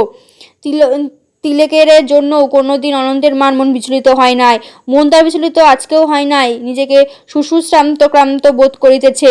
সে আলোক স্তম্ভ লক্ষ্য করিয়া একদিন সে পথ চলিয়াছিল, আজ তার পাদদেশের অন্ধকারে দাঁড়াইয়া দেখে তার আর এখন চলার শক্তি নাই। পাগল নিজে আসিয়া তার ভাব নিক, নয়তো তাকে ঘরে ডাকিয়া নিয়া মারিয়া ফেলুক। সুবলার বউয়ের মধ্যে বিপ্লবী নারী বাস করে, কিন্তু অনন্তের মার মনে বাসা বাঁধিয়াছে এক সর্বনাশা সাংসারিক কামনা। সে সংসারী হতে চায়, সে আসিয়া তাহাকে লইয়া ঘর বাঁধুক। কিন্তু পাগল কি কোনোদিন কারোর মনের কথা বোঝে? সুবলার বউ একদিন বলিয়াছিল, 3 বছর আগে 2 জন বিদেশি নারী পুরুষ আসিয়াছিল। খালের পাড়ে তার বাপকে পাইয়া তারা জিজ্ঞাসা করিয়াছিল, রামকেশ্বরের ছেলে কিশোর কোন বাড়িতে থাকে, আমাদিগকে সে বাড়িতে নিয়ে চলো। সে বাড়িতে আসিয়া দেখে ঘরে এক জম কালো বুড়ো আর এক শুকনো বুড়ি আর এক পাগল বারান্দায় বসিয়া পেট কীর্তন করিতেছে। যাকে দেখিয়াছে আসিয়াছে তাকে দেখে না। পাগলকে চিনিতে পারিয়া তার হাতে দুটি ধরিয়া বলে, ও কিশোর, আমার মায়ারে কোথায় লুকিয়ে রাখছো বাবা, কও। পাগল যখন ঠিক ভালো মানুষের মতন বলে, নয়াগাঙের মুখে তারে ডাকাইতে লইয়া গেছে। তারা আর তিলকের বিলম্ব করে নাই, তখনই স্টেশনে গিয়ে গাড়ি ধরিয়াছিল। তার বাবা মা যাহা জানিয়া গিয়েছে তাহার আর কোনোদিন তারা এদিকে আসবে না। এক বুড়ো আছে, তার বাপ বলিয়া ডাক দিলে মেয়ের মতো তুলিয়া নিবে, বলিবে আমার ঘরের লক্ষ্মী ঘরে আসিয়াছে। কিন্তু সব কথা শুনিয়া বলিবে, এ ডাকাতে আমার নষ্ট করিয়াছে, আমার ঘরে তোমার স্থান হইবে না। পাগল যদি কোনোদিন ভালো হয়, সেও বলিবে ডাকাতে তোমাকে অসতী করিয়া ছাড়িয়া দিয়াছে, তুমি যে সতী তার কোনো প্রমাণ নাই। তখন আমার অনন্তের যে কোনো উপায় থাকিবে না। অথচ ভগবান সাক্ষী, নৌকার ভেতর হইতে তুলিয়া নিবার সময় তারা একবার মাত্র ছুঁইয়াছিল। তারপর তাকে বসাইয়া নৌকা চালাইবার সময় সে ঝুপ করিয়া জলে পড়িয়া গেল। জেলের মেয়ে, নদীর পাড়ে বাড়ি, শিশুকাল হইতে সাঁতারের অভ্যাস, দম বন্ধ করিয়া এক ডুবে অনেক দূর যাইতে পারে। ডাকাতেরা তাকে আর পায় নাই। নদীর কিনারা গিয়া সে অচৈতন্য হইয়া পড়িয়াছিল। ভাগ্যে সে আর কারো হাতে না পড়িয়া গৌরাঙ্গ আর নিত্যানন্দ 2 বুড়োর হাতে পড়িয়াছিল। তারা 2 ভাই ছোট নৌকায় বড় নদীতে মাছ কিনতে গিয়াছিল। সকালবেলায় তীরের দিকে চাহিয়া দেখে এক অবস্থা। জ্ঞান ফিরে আসিলে তারা তাকে বলিয়াছিল, তুমি কি মা কোনো বামুন কায়েতের মেয়ে? সে বলেছিল, না বাবা, আমি জেলের মেয়ে। তারা বলিয়াছিল, তোমার বাপের বাড়ি কোথায়, কি করিয়া করিয়া পাঠাইব? সে বলিয়াছিল, সেখানে আর পাঠাইবার কাজ নাই, তোমাদের সঙ্গে লইয়া চলো। এই তার ইতিহাস। সে কি সব থাকিতেও এই অপরিচয়ের মধ্যে নিঃশেষ হইয়া যাইবে? কিন্তু অনন্ত, সে তার বাপকে চিনিল না, তার বাপও তাকে চিনিল না। এ যে বড় নিদারুণ। সুবলার বউ কেবল একটা দিকই বুঝাইয়া নাড়াচাড়া করে, সেই বুঝিবে না অনন্তের মার কতদিন ভাবিয়া দেখিতে হয়। একটা ধারণা কি জানি কেন তার মনে বদ্ধমূল হইয়া যে পাগল একদিন ভালো হইয়া যাইবে। রোজ রোজ অনন্ত মাকে দেখিতে দেখিতে তার মাথা ঠিক হইয়া যাইবে, তাকে দেখিতে মুগ্ধ হইবে, পরোক্ষ তার সেবা পাইয়া তার প্রতি দরদি হইয়া উঠিবে। অনন্তের মাকে ভালো করিয়া কোনোদিনই সে দেখে নাই। সে নিজে বলিয়া না দিলে ও কিছুতে চিনিতে পারিবে না। যারা চিনিতে পারিত সেই তিলক, সুবল আর তারা এখন স্বর্গে। কি ভালো মানুষ ছিল তারা, ছিল কত ভাবে তারা সাহায্য করিয়াছে, এর সঙ্গে তারা কত আত্মজনার মতো কাজ করিয়াছে। তার স্বর্গ হইতে আশীর্বাদ করুক। পাগল যেন তাকে না চিনিয়া ভালোবাসিয়া ফেলে, সেই ভালোবাসার সূত্র ধরিয়া সে যেন পাগলের ঘরণী হইতে পারে। আর একটু নতুন কাজ হইবে, লোকে নিন্দা করিবে, কিন্তু এ নিন্দা সহ্য করা অসাধ্য হইবে না। এছাড়া দেশে দেশে একটা কথা উঠিয়াছে, বিধবাদের বিবাহ দাও। পুরুষ যদি বউ মরিলে আবার বিবাহ করিতে পারে, নারী কেন স্বামী মরিলে আবার বিবাহ করিতে পারিবে না? তার স্বামী কি মরিয়াছে? না, তার স্বামী স্মৃতির দিক দিয়া, মনের দিক দিয়া এখন মরিয়া আছে।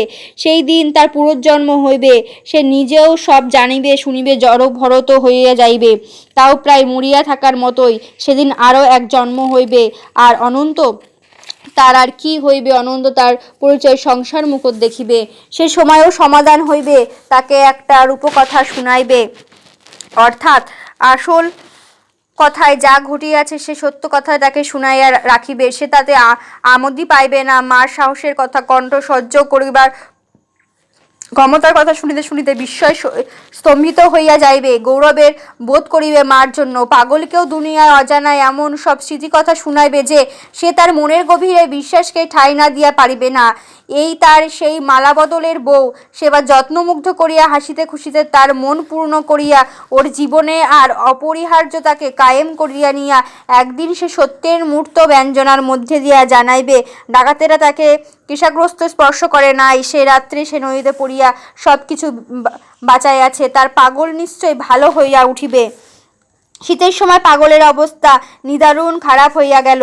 বাঁধিয়া রাখা যায় না, ঘরের জিনিসপত্র তো আগেই ভাঙিয়াছে, এখন পরে জিনিসপত্র ভাঙিতে শুরু করিয়াছে, পথের মানুষকে ডাকিয়া আনিয়া মারে। পাগলামির এই অবস্থা বড় ভয়ানক। তার বাপ গলা ছাড়িয়া কাঁদে, সইতে না পারিলে মারে, মারের দরুন দেহে জখমের অন্ত নাই। একদিন কোথা হইতে আর এক পাগল আসিয়া জুটিল, দুই পাগলে মিলিয়া তামাক খাইল এবং অনেক হাসি কাণ্ড করিল।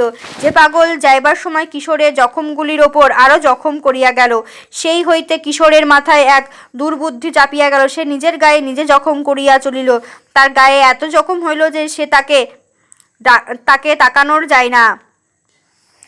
অনন্তের মা কুলের বাধা লাজের বাধা ঠেকাইয়া কাজে নামিল।